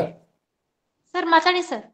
ಕೇಳಿಸ್ತಾ ಇದ್ರಾ ಸರ್? ಮಾತಾಡಿ ಸರ್. ಈಗ ಕೇಳ್ತದೆ ಮಾತಾಡಿ. ಹ್ಞೂನ್ರಿ. ಇಂಥ ಒಂದು ಸಂದರ್ಭದಲ್ಲಿ ಅಳವಂಡಿ ಶಿವಮೂರ್ತಿ ಸ್ವಾಮಿಗಳ ಅಧ್ಯಕ್ಷತೆಯಲ್ಲಿ ಅಕರಾಂತ ಬಂತು. ಅದಕ್ಕೆ ಇವರು ಅಳವಂಡಿ ಶಿವಮೂರ್ತಿ ಸ್ವಾಮಿಗಳೇ ಅಧ್ಯಕ್ಷರಾಗಿದ್ರು. ವಿಶ್ವನಾಥ ರೆಡ್ಡಿ ಮತ್ತು ಈ ಗೋ ಚನ್ನಬಸಪ್ಪನವರು ನ್ಯಾಯವಾದಿಗಳು ಕಾರ್ಯದರ್ಶಿಗಳಾಗಿ ಕೆಲಸ ಮಾಡಿದ್ರು. ಎಲ್ಲಾ ಕಡೆಗೆ ಕೂಡ ತಮ್ಮ ಪತ್ರಿಕೆಗಳು ಕಿಡಿ ಅಂತ ಹೇಳಿ, ರೈತ ಕಿಡಿ ಅಂತ ಹೇಳಿ, ಗುಲ್ಬರ್ಗದಿಂದ ನಾಗರಿಕ, ರಾಯಚೂರಿನಿಂದ ವಿಶ್ವವಾಣಿ, ಹೀಗೆ ಶಾಂತರಸರ ವಿಚಾರಗಳನ್ನ, ಸರ್ದಾರ್ ಶರಣಗೌಡರ ವಿಚಾರಗಳನ್ನ, ಬೀದರ್ನಲ್ಲಿ ಪ್ರಭುರಾವ್ ಕಾಂಬ್ಳೆವಾಲೆ ಅಂತಕ್ಕಂಥವರ ಒಂದು ನಾಯಕತ್ವದಲ್ಲಿ ಒಂದು ಈ ಏಕೀಕರಣ ಚಳವಳಿ ಆರಂಭ ಆಯಿತು ಅಂತಕ್ಕಂಥ ಮಾತನ್ನ ನಾನು ಇಲ್ಲಿ ತಿಳಿಸ್ಲಿಕ್ಕೆ ಇಚ್ಛೆ ಪಡ್ತೇನೆ. ಆದ್ರೆ ನಿಜವಾಗಲೂ ಕೂಡ ಕರ್ನಾಟಕದ ಏಕೀಕರಣ ಚಳವಳಿ ಒಂದು ಹೊಸ ಶಕ್ತಿಯನ್ನ ಯಾವಾಗ ಪಡೀತು ಅಂತಂದು ಹೇಳಿದ್ರೆ, ಈ ಆಂಧ್ರ ರಾಜ್ಯದ ರಚನೆಗೋಸ್ಕರ ಅಲ್ಲಿಯ ದೊಡ್ಡ ನಾಯಕರಾಗಿರ್ತಕ್ಕಂಥ ಪೊಟ್ಟಿ ಶ್ರೀರಾಮುಲು ಅಂತಕ್ಕಂಥವರು ಒಂದು ಆಮರಣಾಂತ ಉಪವಾಸವನ್ನ ಪ್ರಾರಂಭಿಸಿದ್ರು 53ರಲ್ಲಿ. ಅದು ಕೂಡ 58 ದಿನಗಳು ಅವರು ಉಪವಾಸ ಮಾಡಿ 58ನೇ ದಿನದಲ್ಲಿ ಅವರು ಶಿವಾಧೀನರಾಗ್ತಾರೆ, ಅಂದ್ರೆ ತೀರ್ಕೊಳ್ತಾರೆ. ಅಂತ ಸಂದರ್ಭದಲ್ಲಿ ಆಂಧ್ರದಲ್ಲಿ ಬಹಳ ಗಲಾಟೆಯಾಗಿ ಕೋಟ್ಯಾನು ಕೋಟಿ ಆಸ್ತಿ ಪಾಸ್ತಿಗಳಿಗೆ ನಷ್ಟ ಆಗಿದ್ದರಿಂದ ಎಲ್ಲಾ ಕಡೆಯಿಂದ ಅವತ್ತಿನ ಪ್ರಧಾನಿ ನೆಹರು ಅವ್ರ ಮೇಲೆ ಒತ್ತಡ ಬಂದದ್ರಿಂದ ಈ ವಾಂಚು ಕಮಿಟಿ ಅಂತ ಹೇಳಿ ಒಂದು ಮಾಡ್ತಾರೆ. ಆ ವಾಂಚು ಕಮಿಟಿಯ ರಿಪೋರ್ಟಿನ ಹಿನ್ನೆಲೆಯಲ್ಲಿ ನೆಹರು ಸರ್ಕಾರ ಆಂಧ್ರ ರಾಜ್ಯವನ್ನ ಭಾಷಾವಾರು ತತ್ವದ ಅಡಿ ಮೊಟ್ಟ ಮೊದಲಿಗೆ ರಚನೆ ಮಾಡಲಿಕ್ಕೆ ಒಪ್ತಾರೆ. ಇಂಥ ಒಂದು ನೆಹರು ಅವರ ಘೋಷಣೆ ಕರ್ನಾಟಕದಲ್ಲಿ ಭಾಷಾವಾರು ಪ್ರಾಂತ ಚಳವಳಿಯಲ್ಲಿ ಭಾಗವಹಿಸಿರ್ತಕ್ಕಂಥ ಸತ್ಯಾಗ್ರಹಿಗಳಿಗೆ ಹೆಚ್ಚು ಶಕ್ತಿಯನ್ನ ನೀಡ್ತು ಅಂತಕ್ಕಂಥ ಅಂಶವನ್ನ ನಾನಿಲ್ಲಿ ನಿಮಗೆ ತಿಳಿಸ್ತಾರೆ. ಆದ್ರೆ ಈ ನೆಹರು ಅವರು ಘೋಷಣೆ ಆದ ತಕ್ಷಣ ಒಂದು ಸಮಸ್ಯೆ ಬಂತು. ಬಳ್ಳಾರಿ ಸಮಸ್ಯೆ ಮತ್ತು ಯಾವ್ಯಾವ ಪ್ರದೇಶಗಳನ್ನು ಆಂಧ್ರದಲ್ಲಿ ಸೇರಿಸ್ಬೇಕು ಮತ್ತು ಯಾವ ಪ್ರದೇಶಗಳು ಮೈಸೂರಿನಲ್ಲಿ ಉಳಿಬೇಕು ಅನ್ನೋದೊಂದು ಪ್ರಶ್ನೆ ಬಂದಾಗ ಸರ್ಕಾರ ಲಕ್ಷ್ಮೀ ಶಂಕರ್ ಮಿಶ್ರಾ ಅಂತಕ್ಕಂಥ ಆಯೋಗವನ್ನು ನೇಮಕ ಮಾಡ್ತದೆ. LN ಮಿಶ್ರಾ ಕಮಿಟಿ ಅಂತ ಹೇಳಿ, ಅದು ಒಂದು ಐತಿಹಾಸಿಕ ಘಟನೆ. ಅದು ಅವರು ಸುಮಾರು ಲಕ್ಷ್ಮೀ ಶಂಕರ್ ಮಿಶ್ರಾ ನ್ಯಾಯಾಧೀಶರವರು 200 ಸ್ಥಳಗಳಿಗೆ ಭೇಟಿ ಕೊಟ್ಟು ಒಂದು 35 ಪಾಯಿಂಟ್ಸ್ಗಳ ಆಧಾರದ ಮೇಲೆ ಬಳ್ಳಾರಿ ಜಿಲ್ಲೆಯನ್ನೆಲ್ಲ ಅಭ್ಯಾಸ ಮಾಡ್ತಾರೆ. ಬಳ್ಳಾರಿ ಜಿಲ್ಲೆಯ ತಾಲೂಕುಗಳು, ಅಲ್ಲಿರ್ತಕ್ಕಂಥ ಭಾಷೆ, ಜನರು ಇಟ್ಟಿರ್ತಕ್ಕಂಥ ಲೆಕ್ಕಪತ್ರಗಳು, ಕಂದಾಯದ ಒಂದು ಆಫೀಸ್ಗಳಿಗೆ ಆಗ್ತಕ್ಕಂಥ ಅನುಕೂಲ ಅನಾನುಕೂಲ, ಜನಸಾಮಾನ್ಯರ ವಿಚಾರ ಏನೋ, ಅವ್ರೇನೋ ಆಂಧ್ರದಲ್ಲಿ ಉಳ್ಕೊಳ್ಳಿಕ್ಕೆ ಇಚ್ಛೆ ಪಡ್ತಾ ಇದಾರೋ, ಏನ್ ಮೈಸೂರಿನಲ್ಲಿ ಇರ್ಲಿಕ್ಕೆ ಇಚ್ಛೆ ಪಡ್ತಾ ಇದಾರೋ, ಮತ್ತು ಅವರು ಆಚರಣೆ ಮಾಡಿರ್ತಕ್ಕಂಥ ಹಬ್ಬ ಹರಿದಿನಗಳು ಹೇಗಿವೆ, ಅವರ ಎಲ್ಲರ ಒಂದು ಸಾಂಸ್ಕೃತಿಕ ನೋಟದ ಇಣುಕುಗಳನ್ನ ಅವರು ಅವಲೋಕನ ಮಾಡಿ ತಮ್ಮ ಒಂದು ರಿಪೋರ್ಟ್ ಕೊಡ್ತಾರೆ. ಆ ರಿಪೋರ್ಟ್ನಲ್ಲಿ ಲಕ್ಷ್ಮೀ ಶಂಕರ್ ಮಿಶ್ರಾ ರಿಪೋರ್ಟ್ನಲ್ಲಿ ಆಲೂರು, ಆದೋನಿ, ರಾಯದುರ್ಗಗಳನ್ನ ಆಂಧ್ರಕ್ಕೆ ಸೇರಿಸ್ಬೇಕು ಅಂತಕ್ಕಂಥ ಅಭಿಪ್ರಾಯ ಪಡ್ತಾರೆ, ಶಿಫಾರಸು. ಬಳ್ಳಾರಿ ನಗರ ಸಮೇತ ಪಶ್ಚಿಮ ತಾಲೂಕುಗಳಾಗಿರ್ತಕ್ಕಂಥ ಸೊಂಡೂರು, ಹೊಸಪೇಟೆ, ಕೂಡ್ಲಿಗಿ, ಇತರೆ ಎಲ್ಲ ಹರಪನಹಳ್ಳಿ, ಹೂವಿನಡಗಲಿ ಎಲ್ಲ ಪ್ರದೇಶಗಳು, ಪಶ್ಚಿಮ ತಾಲೂಕುಗಳು ಮೈಸೂರಿನಲ್ಲಿ ಉಳಿಬೇಕು ಅಂತ ಹೇಳಿ ಇಚ್ಛೆ ಪಡ್ತಾರೆ. ಅಂದ್ರೆ ಇವೆಲ್ಲವೂ ಕೂಡ ಮೈಸೂರಿಗೆ ಸೇರಬೇಕು ಅಂತ ಹೇಳಿ ಇಚ್ಛೆ ಪಡ್ತಾರೆ. ವ್ಯಕ್ತ ಆಯ್ತು ಆ ರಿಪೋರ್ಟ್ನಲ್ಲಿ. ನಮಗೇನು ಸ್ವಲ್ಪ ಮಟ್ಟಿಗೆ ಸಂತೋಷ ಆಯ್ತು. ಏನು ನಾವು ಆಲೂರು, ಆದೋನಿ ಇವನ್ನೆಲ್ಲ ಕಳ್ಕೊಂಡ್ರು ಕೂಡ ಯಾಕೆ ಸಂತೋಷ ಆಯ್ತು ಅಂದ್ರೆ ಕೊನೆಗೆ ನಾವು ಮೈಸೂರಿನಲ್ಲಿ ಉಳಿದ್ವಲ್ಲ ಅಂತ ಹೇಳಿ ಈ ಹೈದರಾಬಾದ್ ಸಂಸ್ಥಾನದ ಒಂದು ಜನರಿಗೂ ಬಳ್ಳಾರಿಯ ಜನರಿಗೂ ಸಂತೋಷ ಆಯ್ತು. ಆದ್ರೆ ಈ ಸಂತೋಷ ಅದಕ್ಕೆ ಬಹಳ ಅಡ್ಡಿ ಆತಂಕಗಳು ಮತ್ತು ಆತಂಕದ ಕ್ಷಣಗಳು ನಮಗೆ ಎದುರಾದವು. ಯಾಕೆ ಎದುರಾದವು ಅಂತ ಹೇಳಿದ್ರೆ ನೋಡಿ, ನಾವೆಲ್ಲ ನಮ್ಮನ್ನ ಒಂಥರ ಸೆಕೆಂಡ್ ರೇಟ್ ಸಿಟಿಸನ್ಸ್ ತರಹ ಮೈಸೂರಿನ ಜನತೆ ನೋಡ್ತಾ ಇದ್ರು. ಇವೆಲ್ಲ ಐತಿಹಾಸಿಕ ಕಟು ಸತ್ಯಗಳು. ಮೈಸೂರಿನ ಜನತೆ ಅಥವಾ ಅವತ್ತಿನ ಮೈಸೂರು ರಾಜ್ಯದ ಮುಖ್ಯಮಂತ್ರಿ ಆಗಿರ್ತಕ್ಕಂಥ ಕೆಂಗಲ್ ಹನುಮಂತಯ್ಯನವರಿಗೆ ಆ ಭಾಗದ ಧುರೀಣರಾಗಿರ್ತಕ್ಕಂಥ, ನಿಮ್ಗೆ ಆಶ್ಚರ್ಯ ಆಗ್ಬೋದು, DVG ಅಂತವ್ರು ಕೂಡ, ಕಡಿದಾಳ್ ಮಂಜಪ್ಪನವರು, HK ವೀರನಗೌಡರು, KV ಶಂಕರೇಗೌಡರು, ಇನ್ನೂ ಮುಂತಾದವರು, there shall be a separate state for Mysoreans, Mysore is for Mysoreans, including Bombay Karnataka, Kalyana Karnataka, Ballari, ಇತರೆ ಪ್ರದೇಶಗಳಿಗೆ ಒಂದು ಪ್ರತ್ಯೇಕ ರಾಜ್ಯ ಇರಲಿ ಅಂತ ಹೇಳಿ ಟೂ ಸ್ಟೇಟ್ ಥಿಯರಿಯನ್ನ ನಮ್ಮ ದುರದೃಷ್ಟಕ್ಕೆ ಅವರು ಅದನ್ನ ಪ್ರತಿಪಾದಿಸ್ಲಿಕ್ಕೆ ಆರಂಭ ಮಾಡಿದ್ರು. ಈ ಪ್ರತಿಪಾದನೆಯನ್ನೇ ಯಾಕೆ ಈ ರೀತಿ ಮಾಡಿದ್ರು ಅನ್ನೋದಕ್ಕೆ ಸಂಶೋಧನೆ ಮಾಡಿದಾಗ ನಮಗೆ 3 ಅಂಶಗಳು ವ್ಯಕ್ತ ಆಗ್ತವೆ. ಅಲ್ಲಿ ಯಾಕೆ why Mysoreans did not like Bellary and Kalyana Karnataka areas ತಮ್ಮ ಅಲ್ಲಿ ಮೈಸೂರಿನಲ್ಲಿ ಬರಲಿ ಅಂತ ಹೇಳಿ ಇಷ್ಟಪಡಲಿಲ್ಲ ಅಂತ ಹೇಳಿದ್ರೆ, ದೇರ್ ವರ್ 3 ರೀಸನ್ಸ್. ಒಂದು ಪವರ್ ಪಾಲಿಟಿಕ್ಸ್, ಎರಡನೇದು ಈ ಎಕನಾಮಿಕ್ ರೀಸನ್ಸ್, ಮೂರನೇದು ಆ ಎಕನಾಮಿಕ್ ರೀಸನ್ಸ್ನ ಅಡಿಯಲ್ಲಿ ಅಭಿವೃದ್ಧಿಯ ವಿಚಾರಗಳು. ನಮ್ಮೆಲ್ಲರಿಗೂ ಗೊತ್ತಿರುವ ಹಾಗೆ ನಾಲ್ವಡಿ ಕೃಷ್ಣರಾಜ ಒಡೆಯರ ಕಾಲದಿಂದಲೂ ಕೂಡ ಮೈಸೂರು ಸಂಸ್ಥಾನ ಅದು ಮಾದರಿ ಸಂಸ್ಥಾನ, well developed state in India ಸಂಸ್ಥಾನಗಳ ವಿಚಾರದಲ್ಲಿ ಅಂತ ಹೇಳಿ ನಮ್ಗೆಲ್ಲ ಗೊತ್ತಿದೆ. ಅವ್ರು ಏನ್ ಮಾಡಿದ್ರು ಅಂತಂದು ಹೇಳಿದ್ರೆ, ಈ ಕಲ್ಯಾಣ ಕರ್ನಾಟಕ ಪ್ರದೇಶಗಳು ಮತ್ತು ಬಳ್ಳಾರಿ ಅಂತ ಈ ಬರಡು ಪ್ರದೇಶಗಳು ಫಲವತ್ತಾದ ಭೂಮಿಗಳು ಅಲ್ಲ ಏನಲ್ಲ, ಆ ಪ್ರದೇಶಗಳನ್ನ ನಮ್ಮಲ್ಲಿ ಸೇರಿಸ್ಕೊಂಡ್ರೆ ನಮ್ಮ ಮೈಸೂರಿನ ರೆವಿನ್ಯೂಯನ್ನ ಆಡಳಿತಾತ್ಮಕವಾಗಿಯೂ ಮತ್ತು ಕಂದಾಯಕ್ಕೋಸ್ಕರವಾಗಿ ಅವ್ರಿಗೆ ಕೊಟ್ಬಿಟ್ರೆ ನಮ್ಮ ಆರ್ಥಿಕ ಪ್ರಗತಿ ಕುಂಠಿತ ಆಗ್ತತಿ ಅಂತಕ್ಕಂಥ ಒಂದು ಸ್ವಾರ್ಥಪರ ವಿಚಾರಗಳು ಗೋಚರವಾಗಿರ್ತಕ್ಕಂಥದ್ದು ನಿಜವಾಗ್ಲೂ ಕೂಡ ದುರದೃಷ್ಟ. ಇನ್ನು ಎರಡನೇ ವಿಚಾರ ಅಂತಂದು ಹೇಳಿದ್ರೆ, ಈ ಪವರ್ ಪಾಲಿಟಿಕ್ಸ್ ಏನು ಅಂತ ಹೇಳಿದ್ರೆ, ಇವತ್ತಿಗೂ ಕೂಡ ಆ ಪರಂಪರೆ ಹೆಂಗ ನಾವು ಕಾವೇರಿ ಇಶ್ಯೂನಲ್ಲಿ ಚಾಲುಕ್ಯರು ಪಲ್ಲವರ ಕಾನ್ಫ್ಲಿಕ್ಟಿನ ಈ ಬೀಜಗಳನ್ನು ಕಾಣ್ತಾ ಇದಾವ, ಹಾಗೆ ನಮ್ಮ ಕರ್ನಾಟಕವನ್ನು ಆಳ್ಲಿಕ್ಕೆ ಎರಡು ಪ್ರಮುಖ ಸಮುದಾಯಗಳಲ್ಲಿ ಪೈಪೋಟಿ ಮೊದಲಿನಿಂದಲೂ ಇದೆ. ಒಂದು ಒಕ್ಕಲಿಗರ ಸಮುದಾಯ, ಇನ್ನೊಂದು ಲಿಂಗಾಯತರ ಸಮುದಾಯ. ಅವತ್ತಿನ ಕಾಲಕ್ಕೆ ಮೈಸೂರು ಸಂಸ್ಥಾನದಲ್ಲಿ ಇರ್ತಕ್ಕಂಥವರ ಪ್ರಾಬಲ್ಯ ಅಂತ ಹೇಳಿದ್ರೆ ಒಕ್ಕಲಿಗರು, ಮತ್ತು ಈ ಎಲ್ಲಾ ಜಿಲ್ಲೆಗಳು ಮತ್ತು ಈ ಮಲೆನಾಡಿನ ಪ್ರದೇಶದಲ್ಲಿ ಇರ್ತಕ್ಕಂಥ ಜಿಲ್ಲೆಗಳಲ್ಲಿ ಲಿಂಗಾಯತರ ಪ್ರಾಬಲ್ಯನೂ ಇದೆ. ಇವೆಲ್ಲವುಗಳನ್ನು ನಾವು ಬರಮಾಡ್ಕೊಂಡು ಬಿಟ್ರೆ ಒಕ್ಕಲಿಗರು ಅಧಿಕಾರ ಕಳ್ಕೊಂಡು ಲಿಂಗಾಯತರು ಪ್ರಾಬಲ್ಯ ಬರುತ್ತೆ ಅಂತಕ್ಕಂಥ ಒಂದು ಅಂಶವನ್ನ ಅವರು ಮನಗಾಣ್ತಾರೆ.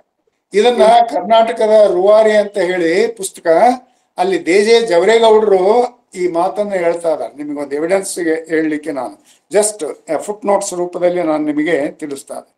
ಇಂಥ ಒಂದು ಸಂದರ್ಭದಲ್ಲಿ ನಮ್ಮ ರಾಷ್ಟ್ರಕವಿ ಪುಟ್ಟಪ್ಪನವರು ಕುವೆಂಪು ಅವರು ಮತ್ತು ಅವತ್ತಿನ ಏನು ನೈಜ ಸಮಾಜವಾದಿ ಧುರೀಣರಾಗಿರ್ತಕ್ಕಂಥ ಗೋಪಾಲ್ ಗೌಡರು ಈ ಮೈಸೂರಿನ ಜನರ ವಿಚಾರಗಳನ್ನ ತುಂಡವಾಗಿ ಖಂಡಿಸಿರ್ತಕ್ಕಂಥದ್ದು ನಿಜವಾಗ್ಲೂ ಕೂಡ ಇವತ್ತಿಗೂ ಕೂಡ ಕುವೆಂಪು ಮತ್ತು ಗೋಪಾಲ್ ಗೌಡರು ನಮಗೆ ಪೂಜ್ಯನೀಯರು ಅಂತಕ್ಕಂಥ ಅಂಶ ನಮಗೆ ಗೊತ್ತಾಗ್ತದೆ.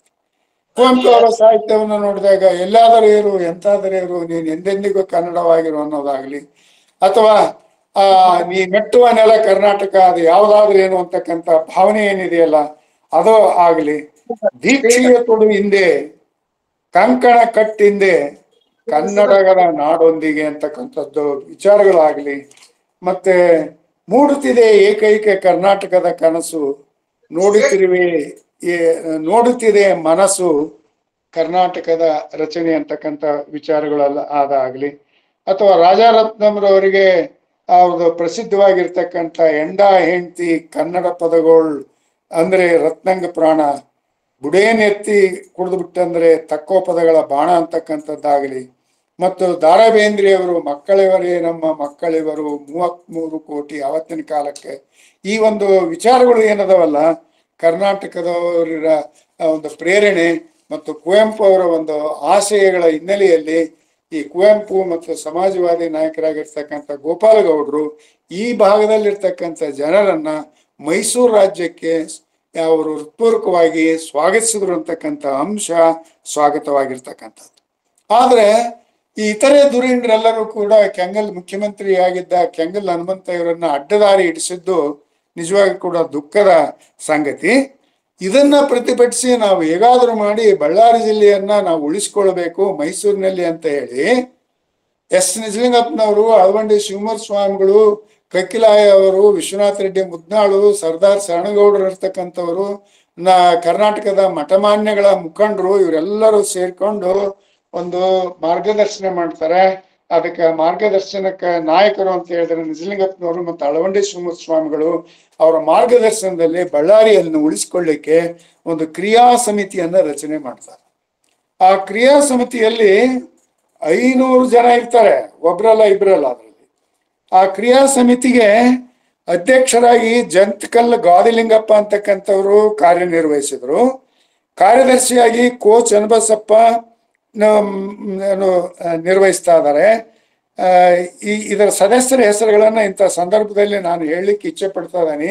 ಯಾಕಂತ ಹೇಳಿದ್ರೆ ಈಗ ನಾನು ಹೇಳ್ತಕ್ಕಂಥ ಎಲ್ಲ ಮಹನೀಯರು ಕೂಡ ತಮ್ಮ ತನುಮನ ಧನವನ್ನ ಮೈಸೂರಿನಲ್ಲಿ ಕರ್ನಾಟಕದಲ್ಲಿ ಬಳ್ಳಾರಿ ಉಳಿಬೇಕು ಅಂತಕ್ಕಂಥ ದೃಷ್ಟಿಯಿಂದ ಅವರು ಹೋರಾಟ ಮಾಡಿರ್ತಕ್ಕಂಥದ್ದು.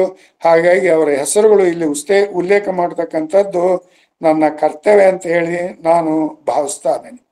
ಇಲ್ಲಿ ಈ ಜಂತಕಲ್ ಗಾದಿಲಿಂಗಪ್ಪನವ್ರ ಜೊತೆಗೆ ಈ ಅಳವಂಡಿ ಶಿವಮೂರ್ತಿ ಸ್ವಾಮಿಗಳು, BM ರೇವಣಸಿದ್ದಯ್ಯ, ಐ ಬಸವರಾಜು, ಬೆಂಕಿ ಖ್ಯಾತಿಯ ಪಟ್ಟಣ ಮಹಾದೇವ್ ಅಂತಕ್ಕಂಥವ್ರು, ಮತ್ತು ಡಾಕ್ಟರ್ R ನಾಗನಗೌಡವರು, ಶಾಂತರುದ್ರಪ್ಪನವರು, ಯಜಮಾನ್ ಶಾಂತರುದ್ರಪ್ಪನವರು, ಬೆಲ್ಲದ ಚನ್ನಬಸಪ್ಪನವರು, MMJ ಸದ್ದೋಜಾತ್, ಪಂಚಾಕ್ಷರಯ್ಯ, ಟ್ಯಾಗೂರ್ ಸುಬ್ರಹ್ಮಣ್ಯಂ, ಇಜಾರಿ ಸಿರ್ಸಪ್ಪ ಅಂತಕ್ಕಂಥವ್ರು, ಕನ್ನಳ್ಳಿ ಕೊಟ್ರಬಸನಗೌಡ್ರು, ಹರಗಿನದೋಡಿ ಸಣ್ಣ ಬಸವನಗೌಡ್ರು, ನಮ್ಮ MP ಪ್ರಕಾಶ್ ಅವರ ತಂದೆ ಆಗಿರ್ತಕ್ಕಂಥವ್ರು, ಅವರು ಆಮೇಲೆ ಎಮ್ಮಿಗನೂರು ಗಾದಿಲಿಂಗನಗೌಡ್ರು, ಬಾಚಿಗೊಂಡನಹಳ್ಳಿ ಚನ್ನಬಸವನಗೌಡ್ರು, ಎಲಿಗಾರ್ ತಿಮ್ಮಪ್ಪನವರು, ವ್ಯಾಕರಣ ತೀರ್ಥ ಚಂದ್ರಶೇಖರ ಶಾಸ್ತ್ರಿ ಅವರು, ತೊಗರಿ ಮಲ್ಲಪ್ಪನವರು, ಸಿಂದಗಿ ಸಿದ್ದಪ್ಪನವರು ಮತ್ತು ಮಹಾಬಲೇಶ್ವರಪ್ಪ ಅವರು ಆ ಜಿಲ್ಲಾ ಬೋರ್ಡಿನ ಅಧ್ಯಕ್ಷರಾಗಿದ್ರು.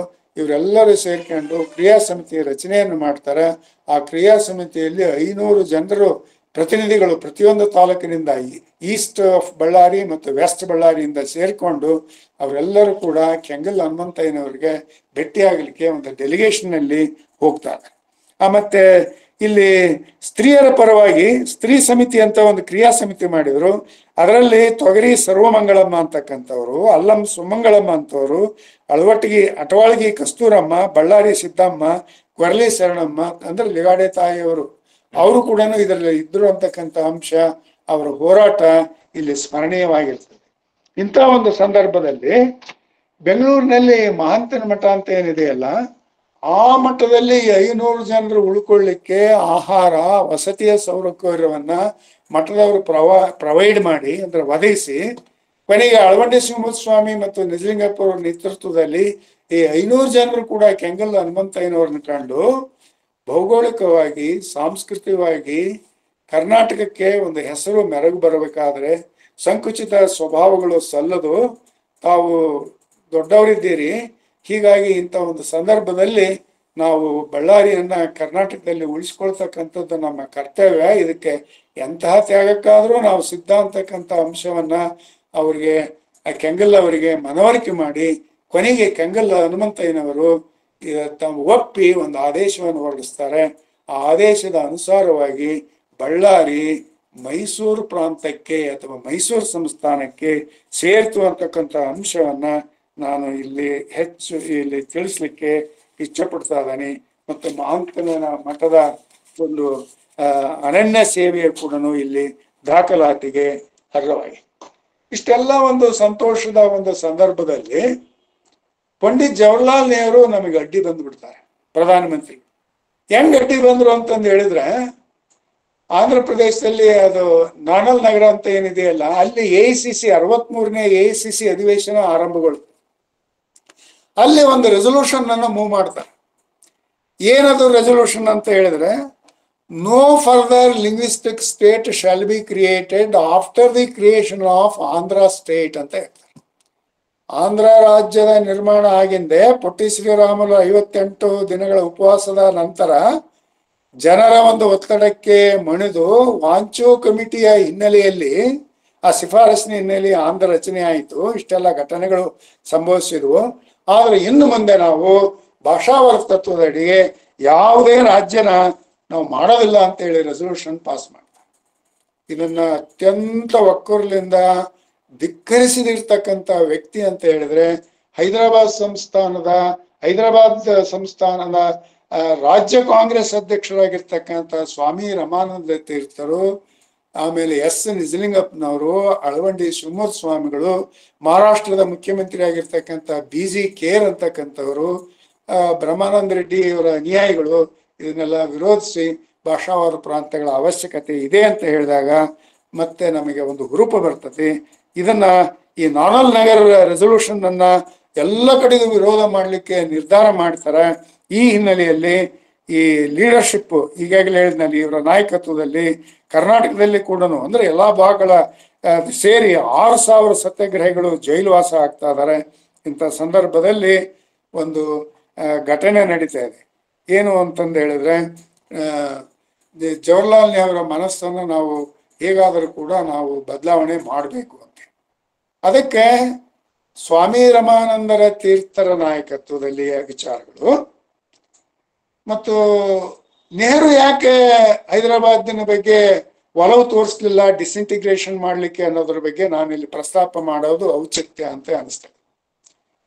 ಸ್ವಾಮಿ ರಮಾನಂದ ತೀರ್ಥರು ಈ ಡೆಲಿಗೇಷನ್ ಅಲ್ಲಿ ಹೋದಾಗ ನೆಹರು ಅವರಲ್ಲಿ ವಿಚಾರ ಮಂಡನೆ ಮಾಡ್ತಕ್ಕಂಥ ಸಂದರ್ಭದಲ್ಲಿ ಹೇಳ್ತಾರೆ, ಹೈದರಾಬಾದ್ ಸ್ಟೇಟ್ ಅನ್ನ ಭಾರತದ ಒಕ್ಕೂಟಕ್ಕೆ ಸೇರ್ಪಡೆಯಾಗಿದೆ, ಈಗ ನೀವೇನಾದ್ರೂ ಅದನ್ನ ಹಾಗೇನೇ ಮುಂದುವರಿಸ್ಕೊಂಡು ಹೋದ್ರಿ ಅಂತ ಹೇಳಿದ್ರೆ Hyderabad state shall remain as a cancer point in the body politics of India ಅಂತ ಹೇಳ್ತಾರೆ.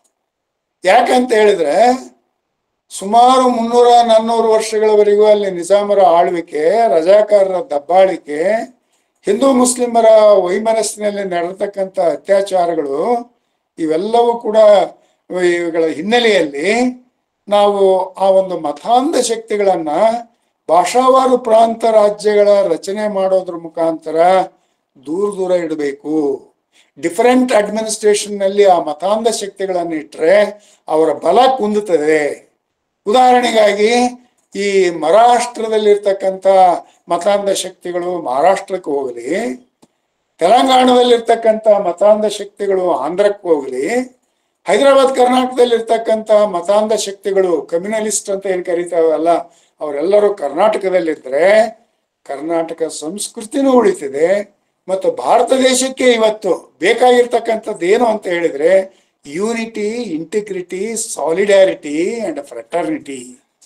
ನಿಜವಾಗಲೂ ಕೂಡ ಪಂಡಿತ್ ನೆಹರು ಅವರೇ ಇದ್ರ ಬಗ್ಗೆ ನಿಮಗೆ ಒಲವಿತ್ತು ಅಂತ ಹೇಳಿದ್ರೆ ನಮ್ಮ ವಿಚಾರಗಳನ್ನ ನೀವು ಗೌರವಿಸಬೇಕು. ಇಲ್ಲ ಅಂತ ಹೇಳಿದ್ರೆ we will have to pay heavy political penalty ಅಂತ ಹೇಳಿ ಖಂಡ ತುಂಡವಾಗಿ ರಾಜ್ಯ ಕಾಂಗ್ರೆಸ್ ಅಧ್ಯಕ್ಷರಾಗಿ ಅವರು ದೊಡ್ಡ ವೀರ ಸನ್ಯಾಸಿ ಅವರು ಅದನ್ನ ಘೋಷಣೆ ಮಾಡಿ ನಾವು ನಮ್ಮ ಪ್ರದೇಶ ಈ ಭಾಷಾವಾರು ಪ್ರಾಂತದಲ್ಲಿ ಈ ರೀತಿಯಾಗಿ ವಿಲೀನ ಆಗೋವರೆಗೂ ಕೂಡ ವಿ ವಿಲ್ ನಾಟ್ ರೆಸ್ಟ್ ಅಂತಕ್ಕಂಥ ಒಂದು ಘೋಷಣೆಯನ್ನು ಹೇಳ್ತಾರೆ.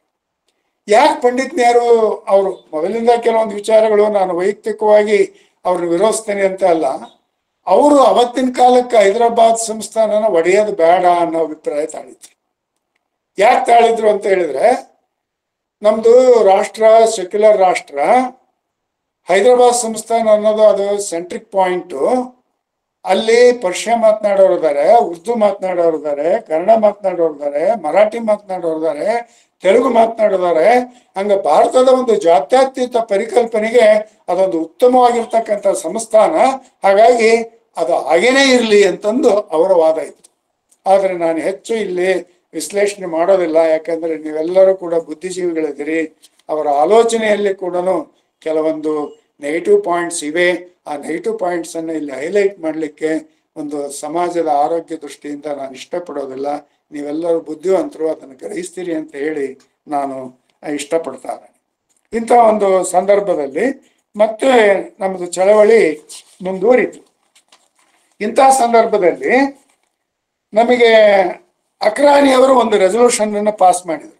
ಯಾರು ಅಕ್ರಾನಿ ಅಂತ ಹೇಳಿದ್ರೆ ಅಖಂಡ ಕರ್ನಾಟಕ ರಾಜ್ಯ ನಿರ್ಮಾಣ ಸಮಿತಿಯವರು ವಾಪಸ್ ಬಂದು ರಾಜ್ಯದಲ್ಲೆಲ್ಲ ಕರೆ ಕೊಟ್ಬಿಟ್ರು, ಚಳವಳಿಯನ್ನು ನಾವು ಮುಂದುವರಿಸ್ತೇವೆ, ಸಾವು ಮುಖ್ಯ ಅಲ್ಲ, ನಮಗೆ ಇರೋದು ಮುಖ್ಯ ಅಲ್ಲ, ನಮಗೆ ಮುಖ್ಯವಾಗಿ ಬೇಕಾಗಿರೋದು ಕನ್ನಡ ನಾಡಿನ ನಿರ್ಮಾಣ ಅಂತಕ್ಕಂಥ ಒಂದು ದೃಷ್ಟಿಯಿಂದ ಇದನ್ನೆಲ್ಲನೂ ಅವರು ಮಾಡಿದರು. ಒಂದು ಎಚ್ಚರಿಕೆಯನ್ನ ಕೊಟ್ಟರು ನೆಹರು ಸರ್ಕಾರಕ್ಕೆ. ಪಾರ್ಲಿಮೆಂಟ್ನಲ್ಲಿ is the first parliamentarian to move a resolution for the creation of Karnataka state on linguistic principles. ಇದರಿಂದ ಕೋಪಿತಗೊಂಡ ಪಂಡಿತ್ ನೆಹರು ಅವತ್ತಿನ ಕಾಂಗ್ರೆಸ್ಸಿನ ಮುಖಂಡರು ಮತ್ತು ಅವ್ರು ಹೇಳಿದ್ದು ನಡೀತಾ ಇತ್ತು, ವಿಪ್ ಅನ್ನ ಜಾರಿಗೊಳಿಸ್ಬಿಟ್ರು. ಅಳವಂಡಿ ಶಿವಮೂರ್ತಿ ಸ್ವಾಮಿಗಳ ರೆಸಲ್ಯೂಷನ್ ಅನ್ನ ನೀವು ಹೇಗಾದ್ರೂ ಮಾಡಿ ಸೋಲಿಸ್ಬೇಕು ಅಂತ ಹೇಳಿ ಆ ವಿಪ್ ಜಾರಿ ಮಾಡೋದ್ರಿಂದ ಅಳವಂಡಿ ಶಿವಮೂರ್ತಿ ಸ್ವಾಮಿಗಳ ಸೋಲುಂಟಾದ್ರೂ ಕೂಡ ಮತ್ತೆ ಅವರು ಸೋಲಿನಲ್ಲಿ ಗೆಲುವು ಕಂಡುಕೊಂಡ್ರು. ಹೆಂಗ್ ಕಂಡುಕೊಂಡ್ರು ಅಂತ ಹೇಳಿದ್ರೆ ಕರ್ನಾಟಕಕ್ಕೆ ವಾಪಸ್ ಬಂದು ಮಹಾರಾಷ್ಟ್ರ, ಆಂಧ್ರ, ಕರ್ನಾಟಕದಲ್ಲಿ ಸತ್ಯಾಗ್ರಹಗಳನ್ನ ಉರ್ದುಂಬಿಸಿ ಈ ಜನರ ಪ್ರತಿನಿಧಿಗಳು ಏನದಾರಲ್ಲ ಅವತ್ತಿನ ಕಾಲಕ್ಕೆ MLA MPC ಏನಿದ್ರಲ್ಲ ಅವ್ರಿಗೊಂದು ಕರೆ ಕೊಟ್ರು. ನೀವು ಬರೀ ಮೀಟಿಂಗ್ ಮಾಡಿ ರೆಸಲ್ಯೂಷನ್ ಪಾಸ್ ಮಾಡಿದ್ರೆ ನಾವು ಅದನ್ನು ಒಪ್ಪೋದಿಲ್ಲ. We don't want resolutions, we want resignations ಅಂತ ಹೇಳಿದ್ರು. ನಮಗಿನ್ನು ಗೊತ್ತುವಳಿ ಸಾಕು, ರಾಜೀನಾಮೆ ಬೇಕು ಅಂತ ಹೇಳಿ. ಹಿಂಗೆ ಮಾಡಿದ್ರು ಮಾತ್ರ ನಾವು ಸರ್ಕಾರದ ಮೇಲೆ ಒತ್ತಡ ತರಲಿಕ್ಕೆ ಬರುತ್ತೆ. ಆಗ ನಾವು ಉಳ್ಕೊಂತೀವಿ, ನಮ್ಮ ಭಾಷೆ ಉಳಿತೈತಿ, ನಮ್ಮ ಭಾರತೀಯ ಸಂಸ್ಕೃತಿಯ ಅವಿಭಾಜ್ಯ ಅಂಗಗಳಾಗಿರ್ತಕ್ಕಂಥ ಕರ್ನಾಟಕದ ಉಪಸಂಸ್ಕೃತಿಗಳು, ಅದು ಯಾವುದೇ ಸಮುದಾಯದ ಉಪಸಂಸ್ಕೃತಿಗಳಾಗಿರಲಿ, ಪ್ರತಿಯೊಂದು ಉಪಸಂಸ್ಕೃತಿಯಲ್ಲೂ ಕೂಡ ಒಂದು ವೈವಿಧ್ಯತೆ ಇದೆ. ಅದನ್ನು ಉಳಿಸ್ಕೊಂಡು ಹೋಗಿರ್ತಕ್ಕಂಥದ್ದೇ ನಿಜವಾದ ಜಾತ್ಯತೀತ. ಈ ರೀತಿಯ ಮಾಡೋದ್ರಿಂದ ಮತ್ತೆ ಮತಾಂಧ ಶಕ್ತಿಗಳ ಕೈ ಮೇಲಾದ್ರೆ ನಮಗೆ ಕಷ್ಟ ಆಗುತ್ತೆ ಅಂತಕ್ಕಂಥ ದೃಷ್ಟಿಯಿಂದ ಅವರು ವಿಚಾರ ಮಾಡಿ ಒಂದು ಚಳವಳಿಗೆ ಒಂದು ಕರೆ ಕೊಟ್ಟರು. ಅದಕ್ಕೆ ಸರ್ಕಾರ ಬಗ್ಗೋದಿಲ್ಲ. ಸರ್ಕಾರ ಬಗ್ಗದೇ ಇರ್ತಕ್ಕಂಥ ಸಂದರ್ಭದಲ್ಲಿ ಕರ್ನಾಟಕದಲ್ಲಿ ಈ ಉಪಚುನಾವಣೆಗಳು ಬರ್ತಾವ. ಎಲ್ಲಿ ಈ ಹುಬ್ಬಳ್ಳಿಯಲ್ಲಿ ಒಂದು, ರೋಡ್ನಲ್ಲಿ ಒಂದು ಅಂತ ಅಲ್ಲಿ ಇವರೆಲ್ಲರೂ ಒಂದು ನಿರ್ಣಯ ಮಾಡಿದ್ರು. ಸರ್ಕಾರಕ್ಕೆ ಅಂದ್ರೆ ಕಾಂಗ್ರೆಸ್ಗೆ ನಾವು ಪಾಠ ಕಲಿಸ್ಬೇಕು, ಕಾಂಗ್ರೆಸ್ ಅನ್ನು ಸೋಲಿಸಿದ್ರೆ ನಮಗೆ ಏಕೀಕರಣ ಚಳವಳಿಗೆ ಒಂದು ಬಲ ಬರುತ್ತೆ ಅಂತಕ್ಕಂಥ ದೃಷ್ಟಿಯಿಂದ ಈ ಕಾಂಗ್ರೆಸ್ ಅಭ್ಯರ್ಥಿಗಳ ವಿರುದ್ಧ ಸಿದ್ದಪ್ಪ ಕಂಬಳಿ ಮತ್ತು ಪೂಜಾರ್ ಅವರನ್ನ ಆ ಏಕೀಕರಣದ ಅಭ್ಯರ್ಥಿಗಳನ್ನಾಗಿ ಘೋಷಣೆ ಮಾಡಿದ್ದರ ಫಲವಾಗಿ ರೋಣಿನಲ್ಲಿ ಅವತ್ತಿನ ಕಾಲದ ಅಪ್ರತಿಮ ಕಾಂಗ್ರೆಸ್ ಧುರೀಣರಾಗಿರ್ತಕ್ಕಂಥ ಅಂದಾನಪ್ಪ ದೊಡ್ಡಮೇಟಿಯವರು ಮತ್ತು ಇನ್ನೊಬ್ರು ಕಾಂಗ್ರೆಸ್ ಅವರನ್ನ ನೆನಪಾಗ್ತಾ ಇಲ್ಲ, ಎರಡೂ ಕಾಂಗ್ರೆಸ್ ಅಭ್ಯರ್ಥಿಗಳು ಸೋತು ಕರ್ನಾಟಕದಲ್ಲಿ ಏಕೀಕರಣ ಅಭ್ಯರ್ಥಿಗಳು ಫುಲ್ ಮೆಜಾರಿಟಿ, ಥಂಪಿಂಗ್ ಮೆಜಾರಿಟಿ ಅಂತ ಏನ್ ಕರಿತಾ ಇದಾವಲ್ಲ ಆ ಮೆಜಾರಿಟಿಯಿಂದ ಗೆದ್ದು. ಈ ಗೆಲುವು ನೆಹರು ಸರ್ಕಾರಕ್ಕೆ ಒಂದು ಎಚ್ಚರಿಕೆ ಗಂಟೆ ಆಯ್ತು. ಅಷ್ಟೊತ್ತಿಗೆನ ಕೂಡ ಆಮೇಲೆ ಅಥವಾ ಮಹಾರಾಷ್ಟ್ರದಿಂದಲೂ ತೆಲಂಗಾಣದಿಂದಲೂ ಎಲ್ಲಾ ಕಡೆ ಕೂಡ ಭಾಷಾವರ ಪ್ರಾಂತ್ಯಕ್ಕೆ ಚಳವಳಿಗೆ ನಮ್ಮ ಬಾಂಬೆ ಪ್ರೆಸಿಡೆನ್ಸಿಯಲ್ಲಿ ಅಂತೂ ಅದು ಅದ್ಭುತವಾಗಿರ್ತಕ್ಕಂಥ ಹೋರಾಟ. ಅಲ್ಲಿ ವಾಲಿ ಚೆನ್ನಪ್ಪನವ್ರದ್ದು ಅಥವಾ ಈ ಜಿ.ವಿ. ಹಳ್ಳಿಕೇರಿ ಅವರು, ಗುದ್ಲೆಪ್ಪ ಚಿಲ್ಕೆಪ್ಪ ಹಳ್ಳಿಕೇರಿ ಅವರು, ವೀರನ್ಗೌಡರು, ಒಬ್ಬರಲ್ಲ ಸಿದ್ದಪ್ಪ ಕಂಬಳಿ ಅವರು, ಇಲ್ಲಿ ಹೆಸರು ಪಟ್ಟಿ ಆಗ್ತೈತಿ. ಈ ಎಲ್ಲದ ಒತ್ತಡಗಳು, ಪೊಲಿಟಿಕಲ್ ಪ್ರೆಷರ್ ಹೆಚ್ಚಾದದ್ರಿಂದ ದೇಶದಲ್ಲಿ ಭಾಷಾವರ ಪ್ರಾಂತಕ್ಕೆ ಒಂದು ಹೆಚ್ಚು ಬಂದದ್ರಿಂದ ಪಾರ್ಲಿಮೆಂಟ್ ನಲ್ಲಿ ಡಿಸ್ಕಷನ್ ಆಗಿ ಅಲ್ಲೋಲು ಕಲ್ಲೋಲು ಪರಿಸ್ಥಿತಿ ಉಂಟಾದಾಗ ನೆಹರು ಸರ್ಕಾರ ಒಂದು ಘೋಷಣೆ ಮಾಡಿ ಭಾಷಾವಾರ ಪ್ರಾಂತಗಳ ರಚನೆಯ ಬಗ್ಗೆ ನಾವೊಂದು ಸಮಿತಿ ರಚನೆ ಮಾಡ್ತೇವೆ. ಆ ಸಮಿತಿಗೆ ನಾವು ಇವತ್ತು ಫಜಲಾಲಿ ಕಮಿಟಿ ಅಂತ ಹೇಳಿ ಘೋಷಣೆ ಮಾಡಿದ್ರು. ಅದು 1953 ಅಂತಂದು ಹೇಳಿ, if my memory is correct, ಅದನ್ನ ಘೋಷಣೆ ಮಾಡಿ.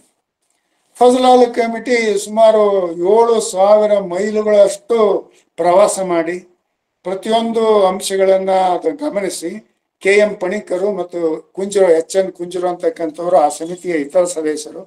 ಇಲ್ಲೊಂದು ನೀವು ಗಮನಿಸ್ಬೇಕು, ಒಬ್ರು ಕೇರಳದವರು, ಇನ್ನೊಬ್ರು ಆಂಧ್ರದವರು.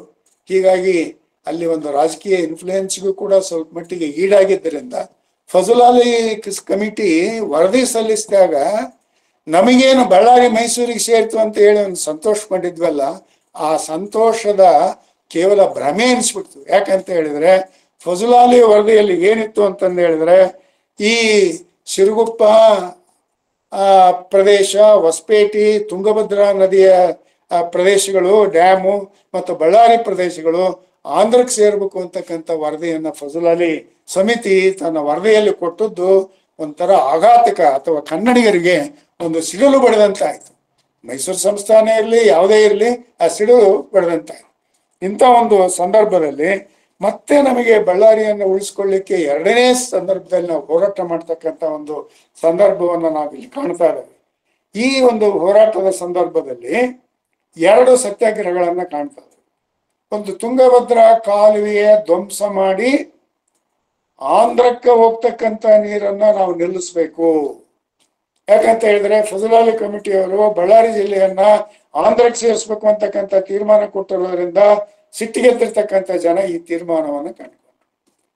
ಇನ್ನು ಬಳ್ಳಾರಿ ಮೈಸೂರಿನಲ್ಲಿ ಉಳಿಬೇಕು, ಮುಂದೆ ಅದ ಕರ್ನಾಟಕ ರಾಜ್ಯದ ಅವಿಭಾಜ್ಯ ಅಂಗವಾಗಬೇಕು ಅಂತಕ್ಕಂಥ ದೃಷ್ಟಿಯಿಂದ ಇಡೀ ಕರ್ನಾಟಕದಲ್ಲಿ ಧಾರವಾಡ, ಬಿಜಾಪುರ, ಶಿವಮೊಗ್ಗ, ಹುಬ್ಬಳ್ಳಿ ಎಲ್ಲವೂ ಕೂಡ, ನಮ್ಮ ಬೆಂಗಳೂರು, ಇವೆಲ್ಲವೂ ಪ್ರದೇಶಗಳು, ಇದರಲ್ಲಿ ಬೀದರು, ಗುಲ್ಬರ್ಗ, ರಾಯಚೂರು, ಕೊಪ್ಪಳ, ಒಟ್ಟು ಕರ್ನಾಟಕದ ಎಲ್ಲ ಭಾಗಗಳಿಂದ ಸತ್ಯಾಗ್ರಹಿಗಳು ನಾವು ಕೂಡ ಈ ಬಳ್ಳಾರಿಯನ್ನು ಉಳಿಸ್ಕೊಳ್ಳಿಕ್ಕೆ ತಯಾರದವೆ ಅಂತ ಹೇಳಿ ಈ ಏಕೀಕರಣ ಸಮಿತಿಯ ಒಂದು ಸೂಚನೆ ಮೇರೆಗೆ, ಅಂದ್ರೆ ನಿಜಲಿಂಗಪ್ಪನವರ ಸೂಚನೆ ಮೇರೆಗೆ, ಅಕ್ರಾನಿ ಅಧ್ಯಕ್ಷರಾಗಿರ್ತಕ್ಕಂಥ ಅಳವಂಡಿ ಶಿವಮೂರ್ತಿ ಸೂಚನೆ ಮೇರೆಗೆ ಮತ್ತು ಬಳ್ಳಾರಿ ಜಿಲ್ಲೆಯ ಮತ್ತು ಎಲ್ಲ ಈ ಸಿದ್ದಪ್ಪ ಕಂಬಳಿ ಅಂತ ಉನ್ನತ ನಾಯಕರು ಸೂಚನೆ ಮೇರೆಗೆ ಸಾವಿರಾರು ಸತ್ಯಾಗ್ರಹಿಗಳು ಸತ್ಯಾಗ್ರಹ ಮಾಡಲಿಕ್ಕೆ ಬಳ್ಳಾರಿಗೆ ಬಂದ್ರು. ಅದಕ್ಕೆ ಸತ್ಯಾಗ್ರಹಕ್ಕೆ ಸ್ಥಳಕ್ಕೆ ಅದನ್ನ ಸ್ಥಳಾಂತರ ಮಾಡಿದ್ರು. ಯಾವುದನ್ನ ಹಂಪಿಯನ್ನ ಆಂಧ್ರಕ್ಕೆ ಬಿಡಬೇಕು, ತುಂಗಭದ್ರಾ ಕಾಲುವೆಯ ಹೋಗ್ಬೇಕು ಅಂತಂದು ಹೇಳ್ತಾ ಇದಾರ. ಅದೇ ಜಾಗದಲ್ಲೇ ನಾವು ಸತ್ಯಾಗ್ರಹ ಮಾಡೋಣ ಅಂತ ಹೇಳಿ ನಿರ್ಣಯಕೊಂಡ ಪರವಾಗಿ ಈ ಒಂದು ಐತಿಹಾಸಿಕ ಸತ್ಯಾಗ್ರಹಕ್ಕೆ ನಾವು ಹಂಪಿ ಸತ್ಯಾಗ್ರಹ ಅಂತ ಹೇಳಿ ನಾವು ಕರೀತಾರೆ. ನಾನು ಈಗಾಗಲೇ ಹೆಸರಿಸಿರ್ತಕ್ಕಂಥ ಈ ಸತ್ಯಾಗ್ರಹಿಗಳು ಏನದಾರಲ್ಲ, ಅವರೆಲ್ಲರೂ ಕೂಡ ಬ್ಯಾಚ್ ಬೈ ಬ್ಯಾಚ್ ಸುಮಾರು 30 ಬ್ಯಾಚ್ನಲ್ಲಿ, ಒಂದೊಂದು ಬ್ಯಾಚ್ನಲ್ಲಿ ಕನಿಷ್ಠ 95 ಜನರು, ಮ್ಯಾಕ್ಸಿಮಮ್ 300 ಜನರು ಇರ್ತಕ್ಕಂಥ 200ಕ್ಕೂ ಹೆಚ್ಚು ಬ್ಯಾಚ್ಗಳು ಆ ಸತ್ಯಾಗ್ರಹದಲ್ಲಿ ಪಾಲ್ಗೊಂಡ್ರು. ಮತ್ತು ನಮ್ಮ ಈ ಬೆಂಕಿ ಸ್ವರೂಪದ ಮಹಾದೇವ ಅವರು, ನಮ್ಮ MMJ ಸದ್ದೋಜಾತರು, ಗಾದಿ ಲಿಂಗಪ್ಪನವರು, ಇವರೆಲ್ಲರೂ ಕೂಡ ಇವರೆಲ್ಲ ಸ್ವಲ್ಪ ಹೆಚ್ಚಿಗೆ ಅರಸನಾಳ್ ಕೊಟ್ರುಗೌಡ್ರು, ಚನ್ನಬಸಪ್ಪ, ಇವರೆಲ್ಲ ಕ್ರಾಂತಿಕಾರಿ ನ್ಯಾಷನಲಿಸ್ಟ್ ಅವತ್ತಿನ ಕಾಲಕ್ಕೆ. ಇವರೆಲ್ಲರೂ ಕೂಡ ಈ ಸತ್ಯಾಗ್ರಹ ಮಾಡೋದ್ರ ಜೊತೆಗೆ ಸತ್ಯಾಗ್ರಹಕ್ಕೆ ಹೆಂಗ್ ಹೋಗಿದ್ರು ಅಂತ ಹೇಳಿದ್ರೆ ಹಾರಿಕೋಲು, ಗುದ್ಲಿ, ಚೆಲಿಕಿ, ಪುಟ್ಟಿ ಇವುಗಳನ್ನೆಲ್ಲ ತಗೊಂಡು ಹೋಗಿದ್ರು. ಯಾಕಂತ ಹೇಳಿದ್ರೆ ಎಲ್ಲೆಲ್ಲಿ ಕಾಲುವೆಗಳು ಅದಾವೋ ಆ ಕಾಲುವೆಗಳೆಲ್ಲವೂ ಕೂಡ ಆಂಧ್ರಕ್ಕೆ ಹೋಗ್ತಾವೋ ಅವನ್ನೆಲ್ಲ ಬಂದ್ ಮಾಡಿ ಕೊಡದು ಆ ನೀರನ್ನ ಕರ್ನಾಟಕಕ್ಕೆ ಕಡೆಗೆ ಬಿಡ್ಲಿಕ್ಕೆ ಒಂದು ಪ್ರಯತ್ನ ಮಾಡಿದ್ರು. ಈ ರೀತಿಯ ಒಂದು ಜನರ ಆಕ್ರೋಶ ಅಂತಕ್ಕಂಥದ್ದು ಅದು ಮುಟ್ತು. ಇಂಥ ಒಂದು ಸಂದರ್ಭದಲ್ಲಿ ಈ ಮತ್ತೆ ನೆಹರು ಸರ್ಕಾರದ ಮೇಲೆ ಒತ್ತಡ ಹೋಯಿತು. ಈ ನಾವು ಫಜಲ್ ಕಮಿಟಿ ರಿಪೋರ್ಟ್ ಅನ್ನು ಒಪ್ಪೋದಿಲ್ಲ ಅಂತ. ಇದು ಬಳ್ಳಾರಿ ಭಾಗದಲ್ಲಿ ಆಗಿರ್ತಕ್ಕಂಥ ಬೆಳವಣಿಗೆ ನೋಡಿ. ಇನ್ನೊಂದು ಬೆಳವಣಿಗೆ ಆಶ್ಚರ್ಯಕರ ಸಂಗತಿ ನಾನು ಹೇಳ್ತಾ ಇದ್ದೇನೆ ಸಂಶೋಧಕನಾಗಿ. ಇದು ಇಲ್ಲಿ ಆಯ್ತು ಅಂತ ಹೇಳಿ ನಿಟ್ಟುಸಿರು ಬಿಟ್ಕೊಂಡು ಸತ್ಯಾಗ್ರಹ ಮಾಡಿದ್ರೆ ಈ ಬೀದರು, ರಾಯಚೂರು, ಗುಲ್ಬರ್ಗದ ಪ್ರದೇಶಗಳಲ್ಲಿ ಇನ್ನೊಂದು ಹೊಸ ಸಮಸ್ಯೆ ಸೃಷ್ಟಿ ಮಾಡಿಬಿಟ್ರು. ಯಾರು ಅಂತ ಹೇಳಿದ್ರೆ ಅವರೆಲ್ಲ ವೈದಿಕ ಬ್ರಾಹ್ಮಣರು. ಏನು ಸೃಷ್ಟಿ ಮಾಡಿದ್ರು ಅಂತ ಹೇಳಿದ್ರೆ ಅವರು ಈ ಬೀದರು, ರಾಯಚೂರು, ಬಳ್ಳಾರಿ ಪ್ರದೇಶಗಳು ಮೈಸೂರು ರಾಜ್ಯಕ್ಕೆ ಸೇರಬೇಕು ಅಂತ ಹೇಳೋದ್ರಲ್ಲಿ ಕೇವಲ ಲಿಂಗಾಯತರೇ ನಾಯಕರೇ ಧ್ವನಿನೇ ಇದೆ ಹೊರತು ಇತರ ಸಮುದಾಯದವರ ಧ್ವನಿ ಇಲ್ಲ. ಹಾಗಾಗಿ ಇದು ನಾವು ಕೆಲವರು ತೆಲುಗು ಮಾತನಾಡೋರು ಆಂಧ್ರಕ್ಕೆ ನಾವು ಸೇರೋನು ಬೀದರ್ನ ಭಾಗದಲ್ಲಿ, ಮತ್ತು ಗುಲ್ಬರ್ಗ ಕೆಲವೊಂದು ವೆಸ್ಟ್ ಭಾಗದಲ್ಲಿ ಇರ್ತಕ್ಕಂಥವ್ರು ನಾವು ಮಹಾರಾಷ್ಟ್ರದಲ್ಲಿ ಉಳಿತೀವಿ ಅಂತ ಹೇಳಿ ಆ ಎನ್ವಿ ಸಂಸ್ಥೆಯವರು ಮೊದಲು ಮಾಡ್ಕೊಂಡು, ಯಾಕಂದ್ರೆ ನಾನೇನು ಹಿಂಜರಿಯೋದಿಲ್ಲ ಸತ್ಯ ಹೇಳಲಿಕ್ಕೆ, because as historian I should possess tremendous courage to speak truth irrespective of consequences. ಆದ್ರೆ ಸತ್ಯನೇ, ಇದನ್ನ ನಾನು ಇಲ್ಲಿ ಹೇಳ್ಬೇಕಾಗಿ. ಮತ್ತೆ ಇದನ್ನ ಅಲ್ಲಗಳಿಬೇಕು. ಎಲ್ಲಾ ಸಮುದಾಯದವರು ಕೂಡ ಜನತೆ ಮೈಸೂರಿನಲ್ಲಿ ವಿಲೀನ ಆಗ್ಲಿಕ್ಕೆ ಇಷ್ಟಪಡ್ತಾರೆ ಅಂತ ಹೇಳಲಿಕ್ಕೆ ಈ ಲಿಗಾಡೆ ತಾಯಿಯವರು, ನಿಜಲಿಂಗಪ್ಪನವರು, ಅಳವಂಡಿ ಶ್ರೀನಿವಾಸ ಸ್ವಾಮಿಗಳು ಒಂದು ಹೊಸ ಪ್ಲಾನ್ ಅನ್ನು ಮಾಡಿದ್ರು. ಏನು ಅಂತ ಹೇಳಿದ್ರೆ ಆ ಮಂಜಿಲ್ ಅಂತಕ್ಕಂಥ ಹೈದರಾಬಾದ್ನಲ್ಲಿ ಕೂಡ ಮತ್ತು ಈ ಶಾಹಿ ಗೆಸ್ಟ್ ಹೌಸ್ ಗುಲ್ಬರ್ಗದಲ್ಲಿ ಆ 2 ಸ್ಥಳದಲ್ಲಿ ಫಜಲ್ ಕಮಿಟಿ ಆಯೋಗ ಬಂದಿರ್ತದೆ.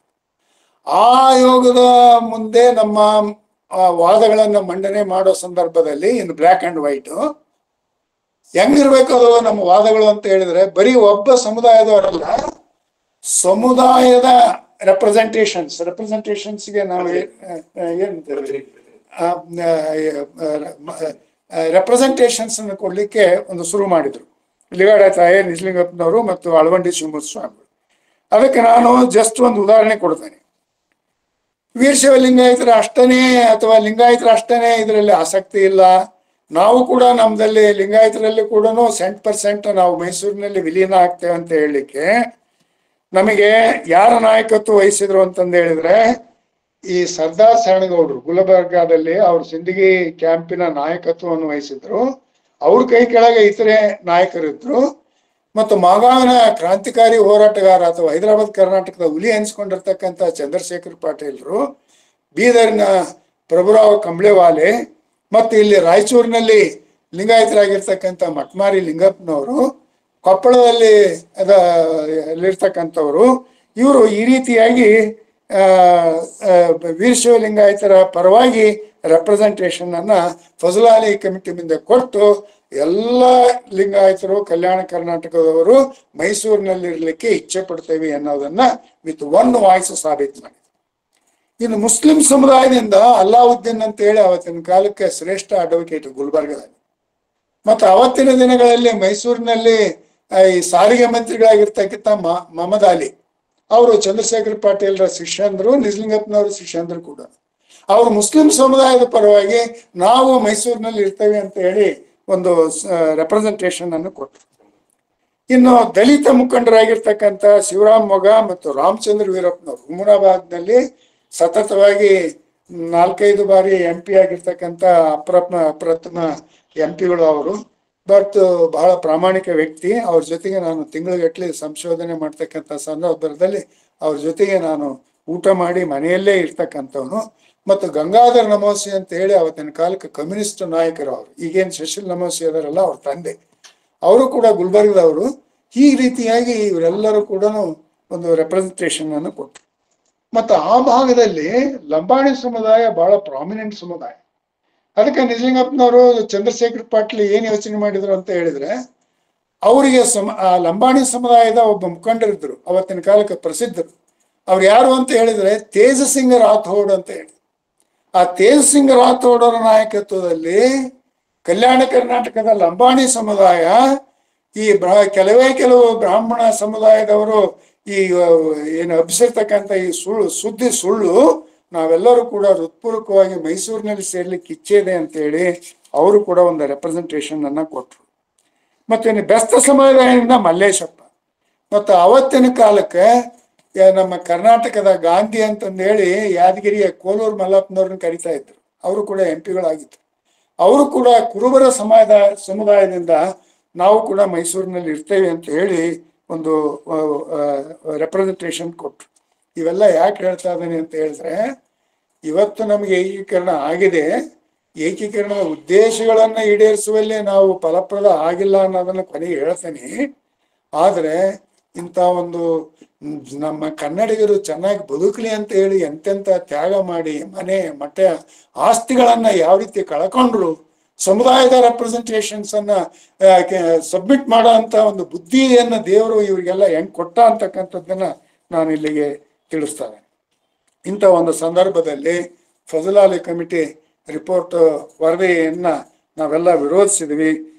ಏನೇ ಆದರೂ ಕೂಡ ವಿಜಯನಗರ ಸಾಮ್ರಾಜ್ಯದ ವೈಭವ ಇರ್ತಕ್ಕಂಥ ರಾಜಧಾನಿಯಾಗಿರ್ತಕ್ಕಂಥ ಹಂಪಿ ಕಳ್ಕೊಂಡಿರ್ತಕ್ಕಂಥದ್ದು ಕರ್ನಾಟಕವನ್ನ ನಾವು ಕನಸಿನಲ್ಲಿ ಕೂಡ ಊಹೆ ಮಾಡಲಿಕ್ಕೆ ಸಾಧ್ಯ ಇಲ್ಲ ಅಂತ ಹೇಳಿ ಜನರು, ಕರ್ನಾಟಕ ಜನತೆ ಒಂದು ರೆಸೊಲ್ಯೂಷನ್ ಅನ್ನ ಪಾಸ್ ಮಾಡಿ ಈ ನೆಹರುಗೆ ಸೇರಿಸಿ ಯಾವುದೇ ಸಂದರ್ಭ ಬಂದರೂ ಕೂಡ ಸಿರುಗುಪ್ಪ, ಬಳ್ಳಾರಿ, ತುಂಗಭದ್ರಾ ಮತ್ತು ಈ ಇದೆಲ್ಲದೂ ಕೂಡ ನಮ್ಮಲ್ಲೇ ಇರಬೇಕು ಅಂತ ಹೇಳಿ ಮಾಡಿತು.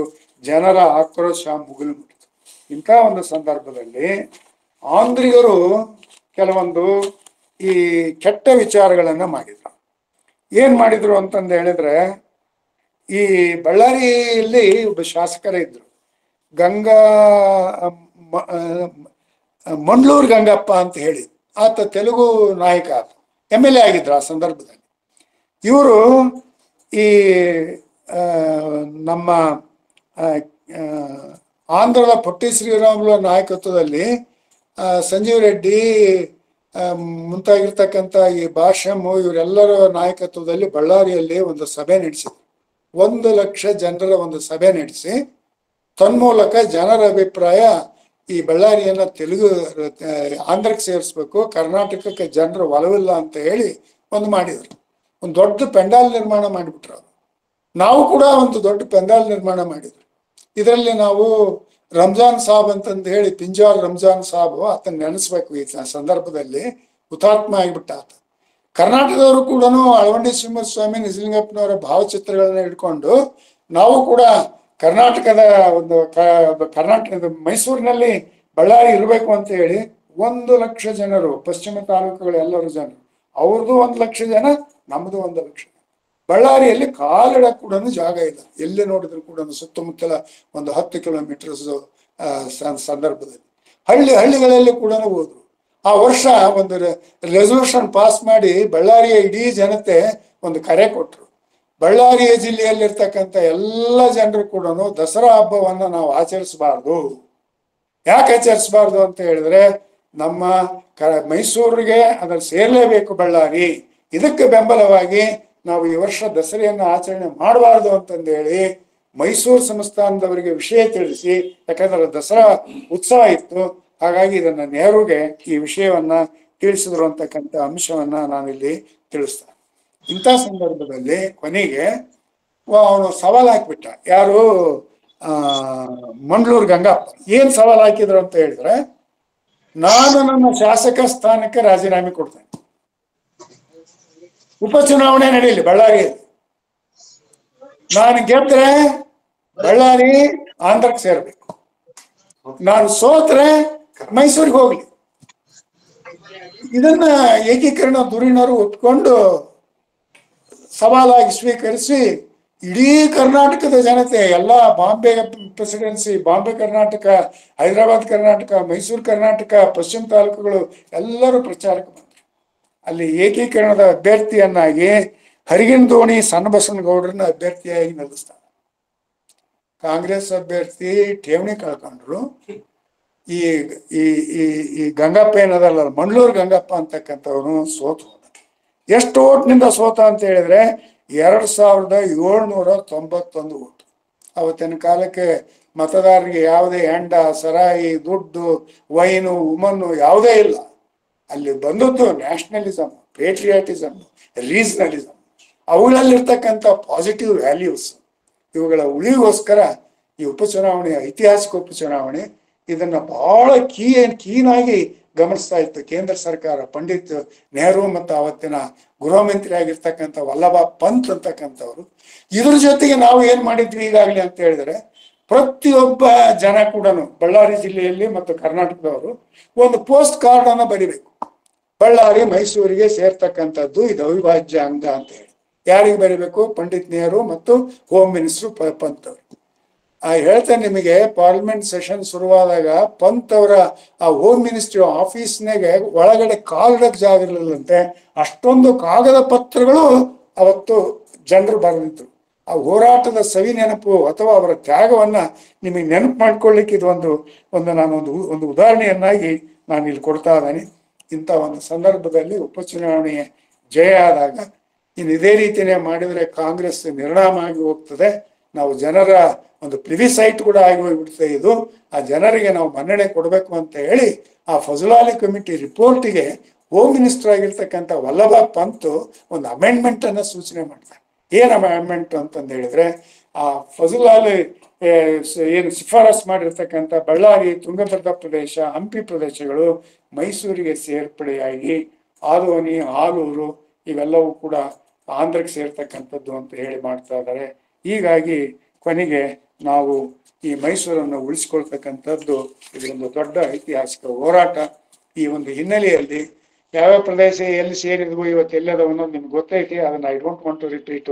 ಕೊನೆಗೆ ಈ ನವೆಂಬರ್ 1, 1956 ಈ ಮೈಸೂರು, ಅದನ್ನ ಆವತ್ತಿನ ಕಾಲಕ್ಕೆ ನಾವು ಬರೇ ಮೈಸೂರು ರಾಜ್ಯ ಅಂತಿರ್ಲಿಲ್ಲ. ಯಾಕಂದ್ರೆ ಮೈಸೂರು ರಾಜ್ಯ ಅಂದ್ರೆ ಅದು ಸಂಸ್ಥಾನದ ಒಂದು ಸೂಚನೆ ಮಾಡ್ತದೆ. ವಿಶಾಲ ಮೈಸೂರು ಅಂತ ಹೇಳಿ ಕರೀತಾ ಇದ್ವಿ. ವಿಶಾಲ ಮೈಸೂರು ಶುರುವಾಯ್ತು. ಆದ್ರೆ ನಿಮಗೆ ಬಹಳ ಆಶ್ಚರ್ಯ ಮತ್ತು ಅತ್ಯಂತ ಸಂತೋಷದ ಸಂಗತಿ ಅಂದ್ರೆ, ಮೈಸೂರನ್ನು ಬಿಟ್ಕೊಂಡು ಎಲ್ಲ ಕಡೆಯಿಂದ ರಾಷ್ಟ್ರೀಯವಾದಿಗಳು ಏಕೀಕರಣಕ್ಕೆ ಬೆಂಬಲ ಕೊಟ್ಟಿರ್ತಕ್ಕಂಥವ್ರು ಒಂದು ವಿಚಾರ ಬಂದಾಗ ವಿರೋಧಿಸ್ತಾರೆ. ಏನದ ವಿಚಾರ ಅಂತ ಹೇಳಿದ್ರೆ, government of India decide Jayachamaraja Wodeyar as governor of Mysore, ವಿಶಾಲ ಮೈಸೂರು.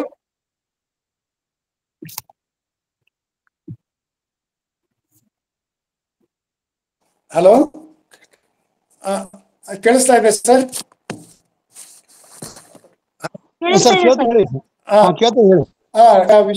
ವಿಶಾಲ ಮೈಸೂರಿಗೆ ರಾಜ್ಯಪಾಲರಾಗಿ ಜಯಚಾಮರಾಜ ಒಡೆಯರ್ ಮತ್ತು ಹೈದರಾಬಾದ್ ಸಂಸ್ಥಾನದ ಬಗ್ಗೆ ಒಲವು ಇಟ್ಕೊಂಡಿರ್ತಕ್ಕಂಥ ನೆಹರು ಅವರು ಆ ಕೊನೆಯ ನಿಜಾಮ್ ಏನಿದ್ನಲ್ಲ, ಮೀರ್ ಉಸ್ಮಾನ್ ಅಲಿ ಖಾನ್ ಅಂತಕ್ಕಂಥವ್ರನ್ನ ಯಾವತ್ತಿನ ಕಾಲಕ್ಕೆ ರಾಜ ಪ್ರಮುಖ ಅಂತ ಇದ್ರು. ಈಗ ನಾವು ರಾಜ್ಯಪಾಲ ಅಂತ ಹೇಳಿ ಕರಿತೇವೆ. ಎರಡು ಕಡೆಗೂ ನೇಮಕ ಮಾಡಬೇಕು ಅಂತ ಹೇಳಿ ನಿರ್ಧರಿಸಿ ಅದನ್ನ ಜನ ಒಕ್ಕೂರಲಿಂದ ವಿರೋಧಿಸ್ತಾರೆ. ಯಾಕೆ ವಿರೋಧಿಸ್ತಾರೆ ಅಂತ ಹೇಳಿದ್ರೆ, ನಾವೆಲ್ಲರೂ ಕೂಡ ಕಲೋನಿಯಲ್ ಫೋರ್ಸಸ್ಸು ಮತ್ತು ಬ್ರಿಟಿಷ್ ಶಕ್ತಿಗಳ ವಿರುದ್ಧ ಹೋರಾಟ ಮಾಡಿದರ ಉದ್ದೇಶ ಪ್ರಜಾಪ್ರಭುತ್ವ ಬರಬೇಕು, ರಾಜಪ್ರಭುತ್ವ ಅಳಿಬೇಕು ಅನ್ನೋದು. ಮತ್ತು ರಜಾಕಾರರ ಹಾವಳಿಗೆ ನಾವು ತುತ್ತಾಗಿ ಅನೇಕ ಲಕ್ಷೋಪಲಕ್ಷ ಜನರು ಕೂಡ ಹಿಂದೂಗಳು ಹತ್ಯೆ ಆಗಿ ಹೋಗಿಬಿಟ್ಟಿದೆ. ಹಿಂದೂಗಳು ಅನ್ನೋ ಪದವನ್ನ ಅನ್ಯತಾ ಭಾವಿಸ್ಬೇಡಿ, ನಾನ್ ಮುಸ್ಲಿಮ್ಸ್ ಅನ್ನೋ ಪದವನ್ನ ಸ್ವೀಕರಿಸ್ರಿ. ಯಾಕಂದ್ರೆ ಈಗೆಲ್ಲವೂ ಬಹಳ ಸೂಕ್ಷ್ಮ ಆಗ್ತಾ ಇದೆ ಈ ಪದ ಪ್ರಯೋಗದಲ್ಲಿ. ಅದಕ್ಕೋಸ್ಕರನ ಇಂಥ ಒಂದು ಸಂದರ್ಭದಲ್ಲಿ ನಾವು ಯಾವ ಶಕ್ತಿಯನ್ನ ವಿರೋಧಿಸಿದ್ರು ಅಂತ ಶಕ್ತಿಗಳನ್ನೇ ನಾವು ರಾಜಪ್ರಮುಖರು ಅಥವಾ ರಾಜ್ಯಪಾಲರನ್ನಾಗಿ ಮಾಡಿದ್ರೆ ಅದು ನಮ್ಮ ಪ್ರಜಾಪ್ರಭುತ್ವಕ್ಕೆ ನರಗ ಅಲ್ಲ. ಹಾಗಾಗಿ ಇತರೆ ಬೇರೆಯವ್ರು ಯಾರೇ ಆಗ್ಲಿ ಅಂತ ಹೇಳಿ ಹೇಳ್ತಾರೆ. ಆದ್ರೆ ಅವತ್ತಿನ ಕಾಲಕ್ಕೆ ಮೈಸೂರು ಜನತೆ ಜಯಚಾಮರಾಜ ಒಡೆಯವರ ನೇಮಕವನ್ನು ವಿರೋಧಿಸೋದಿಲ್ಲ. ಯಾಕೆ ವಿರೋಧಿಸೋದಿಲ್ಲ ಅಂತ ಹೇಳಿದ್ರೆ, ಮೈಸೂರಿನ ಜಯಚಾಮರಾಜ ಒಡೆಯವರಿಗೂ ಮತ್ತು ಹೈದರಾಬಾದ್ ಸಂಸ್ಥಾನದ ಅರಸನಾಗಿರ್ತಕ್ಕಂಥ ಮೀರ್ ಉಸ್ಮಾನ್ ಕಾಲಕ್ಕೂ ಅಜಗಜಾಂತರ ವ್ಯತ್ಯಾಸ. ಅವ್ರದ್ದೆಲ್ಲದೂ ಕೂಡ ಫಾರಿನ್ ಕಲ್ಚರು, ಉರ್ದು ಕಲ್ಚರು, ಇಸ್ಲಾಮೈಸೇಷನ್ ಅಂತಕ್ಕಂಥ ವಿಚಾರ ಇಟ್ಕೊಂಡಿದ್ರು, ರಜಾಕಾರರಿಗೆ ಬೆಂಬಲ ಕೊಟ್ಟಿರ್ತಕ್ಕಂಥವ್ರು. ಹಾಗಾಗಿ ಅಂಥವ್ರಿಗೆ ಇವ್ರಿಗೂ ಎಲ್ಲ ಅಭಿವೃದ್ಧಿಯ ಪಥದತ್ತ ಮಾಡಿ ಮಾಡಲ್ ಮೈಸೂರು ಅಂತಂದ್ರು. ಕೊನೆಗೆ ನೆಹರು ಸರ್ಕಾರ ಈ ನಮ್ಮ ಪ್ರತಿನಿಧಿಗಳನ್ನು ಕನ್ವಿನ್ಸ್ ಮಾಡಿದ್ರು, ಹೋಗ್ಲಿ ಸ್ವಲ್ಪ ಮಟ್ಟಿಗೆ ಒಂದು ಕೋಮು ಭಾವನೆ ಬೆಳಿಬಾರ್ದು, ಸದ್ಯಕ್ಕೆ ಇದು ಒಂದು ಟರ್ಮ್ ಆದ್ರೂ ಕೂಡ ನೀವು ಒಂದು ಮಾನ್ಯತೆ ಮಾಡ್ರಿ ಅಂತ ಹೇಳಿದ್ದಕ್ಕೆ ಮೈಸೂರು ಮತ್ತು ಈ ಹೈದರಾಬಾದ್ ಸಂಸ್ಥಾನದಲ್ಲಿ ಮೀರ್ ಉಸ್ಮಾನ್ ಅಲಿ ಖಾನು ಪ್ರಥಮ ರಾಜ್ಯಪಾಲನಾಗಿ ಕೆಲಸ ಮಾಡಿದ. ಮತ್ತು ಇಲ್ಲಿ ಜಯಚಾಮರಾಜ ಒಡೆಯವರು ಇಲ್ಲಿ ಪ್ರಥಮ ರಾಜ್ಯಪಾಲರಾಗಿ ಮುಂದೆ ಕೂಡ ಅವರು ರಾಜ್ಯಪಾಲರಾಗಿ ಕೆಲಸ ಮಾಡಿದ್ರು. ನಮ್ಮ ರಾಜಭಕ್ತಿ ಅಂತಕ್ಕಂಥದ್ದು ಏನು ಕಮ್ಮಿ ಇರಲಿಲ್ಲ. ಈಗ ನಾನು ಇಲ್ಲಿ ನಿಮ್ಮೆಲ್ಲರನ್ನು ಒಂದು ವಿಚಾರ ಹಂಚ್ಕೊಳ್ಳೋದೇನು ಅಂತ ಹೇಳಿದ್ರೆ, ನಾವೆಲ್ಲರೂ ಭಾವನಾತ್ಮಕವಾಗಿ ಒಂದಾಗಿರ್ಬೇಕು, ನಮ್ಮ ಜಾತಿ ಮತ ಭೇದ ಯಾವುದು ಇರಬಾರ್ದು ಅಂತ ಹೇಳಿದ್ರು ಕೂಡ ಇವತ್ತು ಏಕೀಕರಣ ಆಗಿ ಎಷ್ಟು 70 ವರ್ಷಗಳಿಗೂ ಕಳೆದ್ರು ಕೂಡ ಇನ್ನು still it pains me to make a statement that still we are identified by an regional identity. ಇದು ಮಡ್ರಾಸ್ ಕರ್ನಾಟಕ, ಇದು ಹೈದರಾಬಾದ್ ಕರ್ನಾಟಕ, ಇದು ಬಾಂಬೆ ಕರ್ನಾಟಕ, ಇದು ಕೊಡಗು ಕರ್ನಾಟಕ ಅಂತ ಹೇಳಿ ಈ ರೀತಿ ಐಡೆಂಟಿಫೈ ಮಾಡೋದು ಮತ್ತು ರೀಜನಲ್ ಡಿಸ್ಪ್ಯಾರಿಟೀಸ್ ಮಾಡೋದು. ಆ ರೀಜನಲ್ ಡಿಸ್ಪ್ಯಾರಿಟೀಸ್ ಹೋಗ್ಲಿ ಅಂತಲೇ ನಾವು ನಂಜುಂಡಪ್ಪ ವರದಿಯನ್ನ ಕೂಡ ನಾವು ಜಾರಿಗೆ ತರಲಿಕ್ಕೆ ಪ್ರಯತ್ನ ಆದ್ರೂ ಕೂಡ ಅದು ಈ ಕಾರ್ಯಗತ ಇನ್ನೂ ಸಂಪೂರ್ಣವಾಗಿ ಆಗ್ತಾ ಇಲ್ಲ. ಈ ರೀತಿ ಆದ್ರೆ ನಾವು ಭಾವನಾತ್ಮಕ ಕರ್ನಾಟಕ ಅದನ್ನ ಅಥವಾ ನಾವೇನು ಎಮೋಷನಲ್ ಇಂಟಿಗ್ರೇಷನ್ ಅಂತ ಹೇಳಿ ನಾವು ಕರಿಬೇಕು. ಮತ್ತು ಇನ್ನೂ ನಮ್ಮಲ್ಲಿ ಕೋಮು ಭಾವನೆಗಳು ಬರ್ತವೆ. ಅವರು ಅಲ್ಪಸಂಖ್ಯಾತರು, ಇವರು ಬಹುಸಂಖ್ಯಾತರು ಅಂತ ಹೇಳಿ ನಾವಿಬ್ರು ಕೂಡ ಎರಡು ಸಮುದಾಯ ಈ ರಾಜ್ಯ ಅಭಿವೃದ್ಧಿ ಹೊಂದಬೇಕಾದ್ರೆ, ದೇಶ ಅಭಿವೃದ್ಧಿ ಹೊಂದಬೇಕಾದ್ರೆ ಮುಸ್ಲಿಮು ಮತ್ತು ಹಿಂದೂಗಳು ಅಥವಾ ನಾನ್ ಮುಸ್ಲಿಮ್ಸು ಒಂದು ಭಾರತ ದೇಶದ ಎರಡು ಕಣ್ಣುಗಳು. ಅಲ್ಪಸಂಖ್ಯಾತರು ಬಹುಸಂಖ್ಯಾತರ ವಿಚಾರಗಳನ್ನ ಗೌರವಿಸ್ಬೇಕು. ಈ ಬಹುಸಂಖ್ಯಾತರು ಅಲ್ಪಸಂಖ್ಯಾತರ ಹಿತರಕ್ಷಣೆಯನ್ನು ಮಾಡಿದಾಗ ನಿಜವಾಗ್ಲೂ ಎಮೋಷನಲ್ ಇಂಟಿಗ್ರೇಷನ್. ಇಷ್ಟೆಲ್ಲ ಕರ್ನಾಟಕ ರಾಜ್ಯ ರಚನೆ ಆದ್ರೂ ಕೂಡ we have completely failed to achieve emotional integration for political reasons. Political mileage, ಒಂದು ರಾಜಕೀಯಕ್ಕೋಸ್ಕರ, ವೋಟ್ ಬ್ಯಾಂಕಿಗೋಸ್ಕರ ಇವತ್ತು ದೇಶ ರಾಜ್ಯವನ್ನೇ ನಾವು ಮಾರಿದ್ರು ಚಿಂತೆ ಇಲ್ಲ, ಅಧಿಕಾರದಲ್ಲಿ ಇರಬೇಕು ಅನ್ನೋ ಮನೋಭಾವ ಹೋಗ್ಬೇಕು, ಪ್ರಾದೇಶಿಕ ಮನೋಭಾವ ಕೂಡ ಹೋಗ್ಬೇಕು. ಇಂಥ ಒಂದು ದೃಷ್ಟಿಯಲ್ಲಿ ಚೆನ್ವೀರ್ ಕಣ್ಣಿಯವರ ಮಾತನ್ನು ನಾನು ಇಲ್ಲಿ ಹೇಳಲಿಕ್ಕೆ ಇಚ್ಛೆ ಪಡ್ತಾ ಇದ್ದೀನಿ. ಏನಂದ್ರೆ ಅವರು ಬೇಸರ ಪಟ್ಕೊಂಡು ಹೇಳ್ತಾರೆ, ಹೆಸರಾಯಿತು ಕರ್ನಾಟಕ, ಉಸಿರಾಗಲಿ ಕನ್ನಡ, ಹಸಿಗೋಡಿಯ ಅರಳಿನಂತೆ ಹುಸಿ ಹೋಗದ ಕನ್ನಡ. ಈ ರೀತಿ ಆಗ್ಬೇಕು ಅನ್ನೋದು ಚೆನ್ವೀರ್ ಕಣಿಯವರ ಒಂದು ಹಂಬಲ. ಆದರೆ ಇನ್ನು ನಮ್ಮ ರಾಷ್ಟ್ರಕವಿ GS ಶಿವರಪ್ಪನವರು ಈ ಪರಿಸ್ಥಿತಿ, ಇವತ್ತಿನ ಪರಿಸ್ಥಿತಿ ಹೆಂಗೈತಿ ಅನ್ನೋದನ್ನ ಎಷ್ಟು ಚಂದ ಹೇಳ್ತಾರೆ ಅಂತಂದು ಹೇಳಿದ್ರೆ, ನಿಜ ಕನ್ನಡ ರಾಜ್ಯೋತ್ಸವವಾಗಿದೆ, ಹೊರಗೆ ಒಳಗೂ ನಮಗೂ ನಿಮಗೂ ಕನ್ನಡ ರಾಜ್ಯೋತ್ಸವ ಆಗಬೇಕಾಗಿದೆ, ನಮಗೂ ನಿಮಗೂ ಒಳಗೆ. ಬರೀ ಹೊರಗೆ ಉದಯ ಆದ್ರೆ ಏನ್ ಮಾಡಬೇಕು? ಉದಯವಾಗಲಿ ನಮ್ಮ ಚೆಲುವು ಕನ್ನಡ ನಾಡು ಒಳಗೆ ಅಂತಕ್ಕಂಥದ್ದು ಇವತ್ತಿನ ಅಗತ್ಯತೆ. ಕನ್ನಡತನ, ಕನ್ನಡ ಸಂಸ್ಕೃತಿ ಇವತ್ತು ಎಲ್ಲವೂ ಉಳಿದಿವೆ. ಹೆಂಗ್ ಉಳಿದವು? ಎಲ್ಲೋ ಯಾರೋ ತುಳಿತದೆ. ಎಲ್ಲರಿಗೂ ನಮಸ್ಕಾರ. ಹರಿದು ಹಂಚಿ ಹೋಗಿದ ಭಾಷಾವಾರು ಪ್ರಾಂತದ ಬಗ್ಗೆ ತಮ್ಮ ಉಪನ್ಯಾಸದ ಮೂಲಕ ಸವಿಸ್ತಾರವಾದ ಮಾಹಿತಿಯನ್ನು ನೀಡಿದ್ದಕ್ಕಾಗಿ ತಮಗೆ ಅನಂತ ಧನ್ಯವಾದಗಳು. ಪಟೇಲ್ ಸರ್ ಮಾತಾಡ್ಬೇಕು. ಪಟೇಲ್ ಸರ್ ಮಾತಾಡ್ತೀನಿ.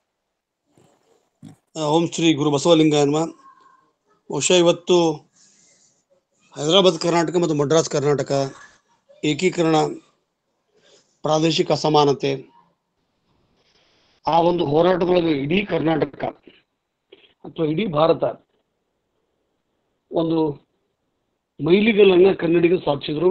ಅದು ಹುಬ್ಬಳ್ಳಿ ಮತ್ತು ರೋಣದ ಉಪಚುನಾವಣೆ.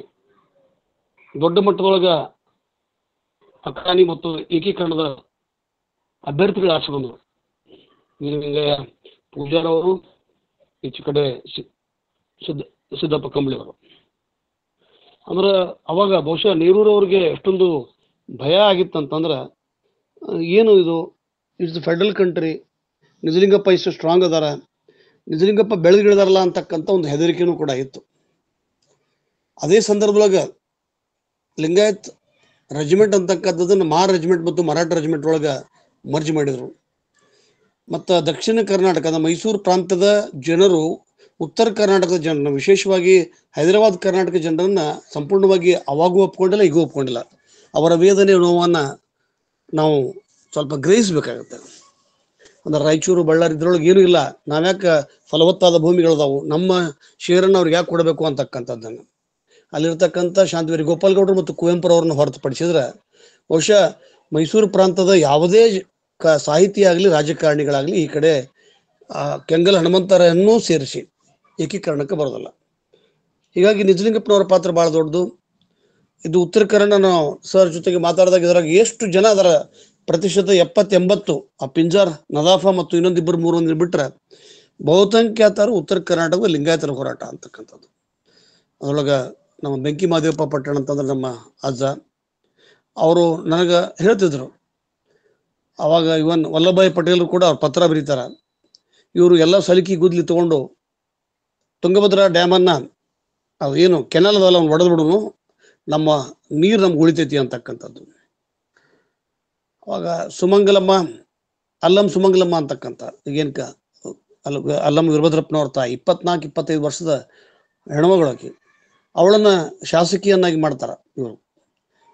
ಇದು ಎಷ್ಟೊಂದು ಹೋರಾಟ ಆಗ್ತಂದ್ರೆ ಅಳವಂಡಿ ಶಿವಮೂರ್ತಿ ಸ್ವಾಮಿಗಳಾಗಲಿ, ವಿಶ್ವನಾಥ ರೆಡ್ಡಿ ಮುದ್ನಾಳರಾಗಲಿ, ಈ ಕರ್ನಾಟಕದ ಏಕೀಕರಣಕ್ಕೆ ದುಡಿತಕ್ಕಂಥ ಜನ ಕನ್ನಡದ ಭಾಷೆ, ಸಂಸ್ಕೃತಿ ಮತ್ತು ಅವ್ರು ಹೇಳ್ದಂಗೆ ಕಲ್ಚರಲ್ ಫ್ರೀಡಮ್ ಅಂತಕ್ಕಂಥ ಸಾಹಿತ್ಯಿಕ ಲಿಟ್ರರಿ ಫ್ರೀಡಮ್, ಸಾಂಸ್ಕೃತಿಕ ನಮ್ಮನ್ನು ಉತ್ತರ ಕರ್ನಾಟಕದವ್ರನ್ನ ಸಂಪೂರ್ಣವಾಗಿ ಹಿಡಿದಿರಲಿಲ್ಲ. ಉತ್ತರ ಕರ್ನಾಟಕವೂ ಕೂಡ ಇವತ್ತು ಮುಂಬೈ ಕರ್ನಾಟಕ, ಮಡ್ರಾಸ್ ಕರ್ನಾಟಕ ಮತ್ತು ಹೈದರಾಬಾದ್ ಕರ್ನಾಟಕ ಅಂತಕ್ಕಂಥದ್ದು ಒಡೆದು ಹೋಗ್ಬಿಟ್ಟಿತ್ತು.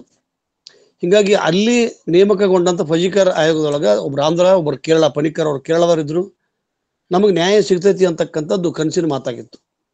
ಬಹುಶಃ ಅಂದಿನ ಹೋರಾಟದ ಫಲವಾಗಿ ಕರ್ನಾಟಕ ಏಕೀಕರಣಗೊಂಡಿತು. ಕರ್ನಾಟಕ ಏಕೀಕರಣಕ್ಕೆ ಉತ್ತರ ಕರ್ನಾಟಕದವರು ಬೇಕಾಗಿತ್ತು ಬಹಳಷ್ಟು ಜನರಿಗೆ.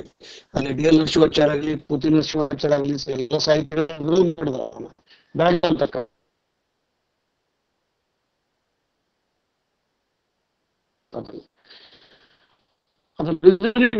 ಒಂದು ಮಾತು ಹೇಳ್ತಾರ ಕೆಂಗಲ್ ಹನುಮಂತನ ಹೆಂಗ ಅಲ್ಲಿ ಬಳ್ಳಾರಿ ಒಳಗ ನಿಂತಂತ ನಾನು ಗೆದ್ದರೆ ಇದು ಅದಕ್ಕೆ ಸೋದರೆ ಇದು ಕರ್ನಾಟಕ ಅಂತಕ್ಕಂಥ ಇಂಥ ಒಂದು ಒಂದು ಒಂದು ವಿಫಲ ಆದ್ರೆ ಹೆಂಗ, ನಾನು ವಿಫಲ ಆಗುದಿಲ್ಲ, ನಾನು ಏಕೀಕರಣದ ಮೊದಲ ಮುಖ್ಯಮಂತ್ರಿ ಆಗ್ತೀನಿ, ಇಲ್ಲಾಂದ್ರೆ ನಾನು ತೆಲುಗು ಆಗುದಿಲ್ಲ ಅಂತ ಹೇಳ್ತಾರ.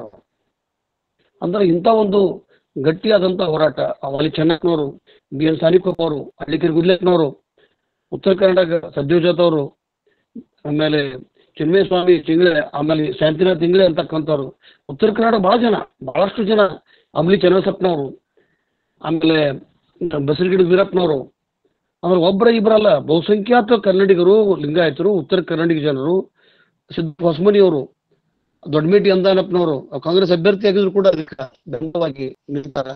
ಹೀಗಾಗಿ ಸರ್ ಅತ್ಯಂತ ವಿಶಾಲವಾದ ಬಹುಶಃ ಇದ್ರಾಗ 2-3 PhD ಥೀಸಿಸ್ ಅನ್ನ ಇತಿಹಾಸದೊಳಗೆ ಮಾಡಬಹುದು. ಒಂದು ಒಳ್ಳೆಯ ಕೃತಿಯನ್ನು ತಾವೇನಾದರೂ ರಚಿಸಿದ್ರೆ ನಮ್ಮ ಬಸವ ಅಧ್ಯಯನ ವೇದಿಕೆ ಮೂಲಕ ನಾವು ಪ್ರಕಟ ಮಾಡ್ತೀವಿ. ತಮ್ಮ ಜ್ಞಾನ ದಾಸೋಹ ಹೀಗೆ ಮುಂದುವರಿಲಿ. ನಿಜಕ್ಕೂ ಐ ರಿಯಲಿ ಎಂಜಾಯ್ಡ್. ಎಷ್ಟೊಂದು ಆಳಕ್ಕ ತಾವು ಅಧ್ಯಯನ ಮಾಡಿ ಅದ್ರ ಜೊತೆಗೆ ಕಳ್ಕಳಿ, ಕೇವಲ ಮಾತಿನ ಚಪಲಕ್ಕೆ ಅಥವಾ ಯಾರನ್ನೋ ರಚಿಸಲಿಕ್ಕೆ ಅಥವಾ ಒಂದು ಸಮಾಧಾನ ಪಡಿಸ್ಲಿಕ್ಕೆ ತಮ್ಮ ಭಾಷಣ ತಯಾರಾಗಿರ್ಲಿಲ್ಲ.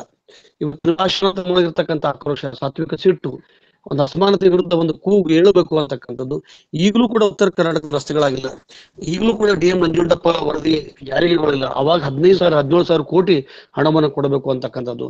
ಲಾಲ್ ಬಹದ್ದೂರ್ ಶಾಸ್ತ್ರಿ ಅವರು ಅಡಿಗಲಿಟ್ಟಂತ ನಾರಾಯಣಪುರ ಡ್ಯಾಮ್ ಇನ್ನೂ ಕೂಡ ನಾಡಿಗೆ ಕೊಟ್ಟಿಲ್ಲ ಅಂತಕ್ಕಂಥದ್ದು. ಅಂದ್ರೆ 60 ವರ್ಷ ಮೀರ್ ಹೋತು ಒಂದು ಡ್ಯಾಮ್ ಕಟ್ಟಕ್ಕ.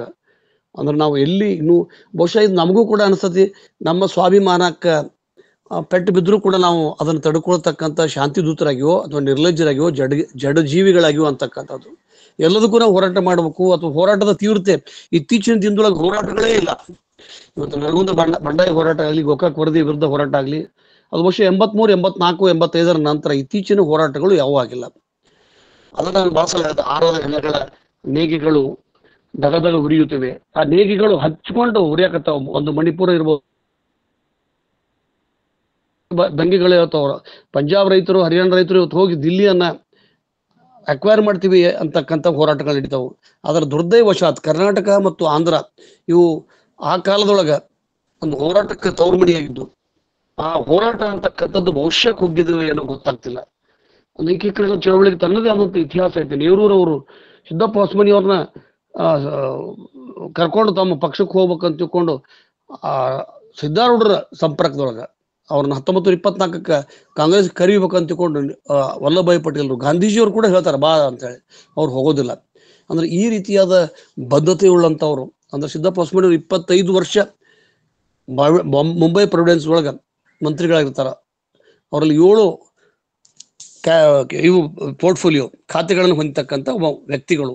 ಅದರಾಗ ಸಾಕಷ್ಟು ನಮ್ಮ ಶಂಕರಗೌಡ, ಅದ್ರ ಮುಂಚೆ ಶಂಕರಗೌಡರು, ಹಳಕಟ್ಟಿಯವರು, ಆಮೇಲೆ ಆಲೂರು ವೆಂಕಟರಾಯರು, ಹೀಗೆ ಸಾಕಷ್ಟು ಜನರು ಈ ಹೋರಾಟಕ್ಕೆ ಜೋಡಿಸಿದ್ರು.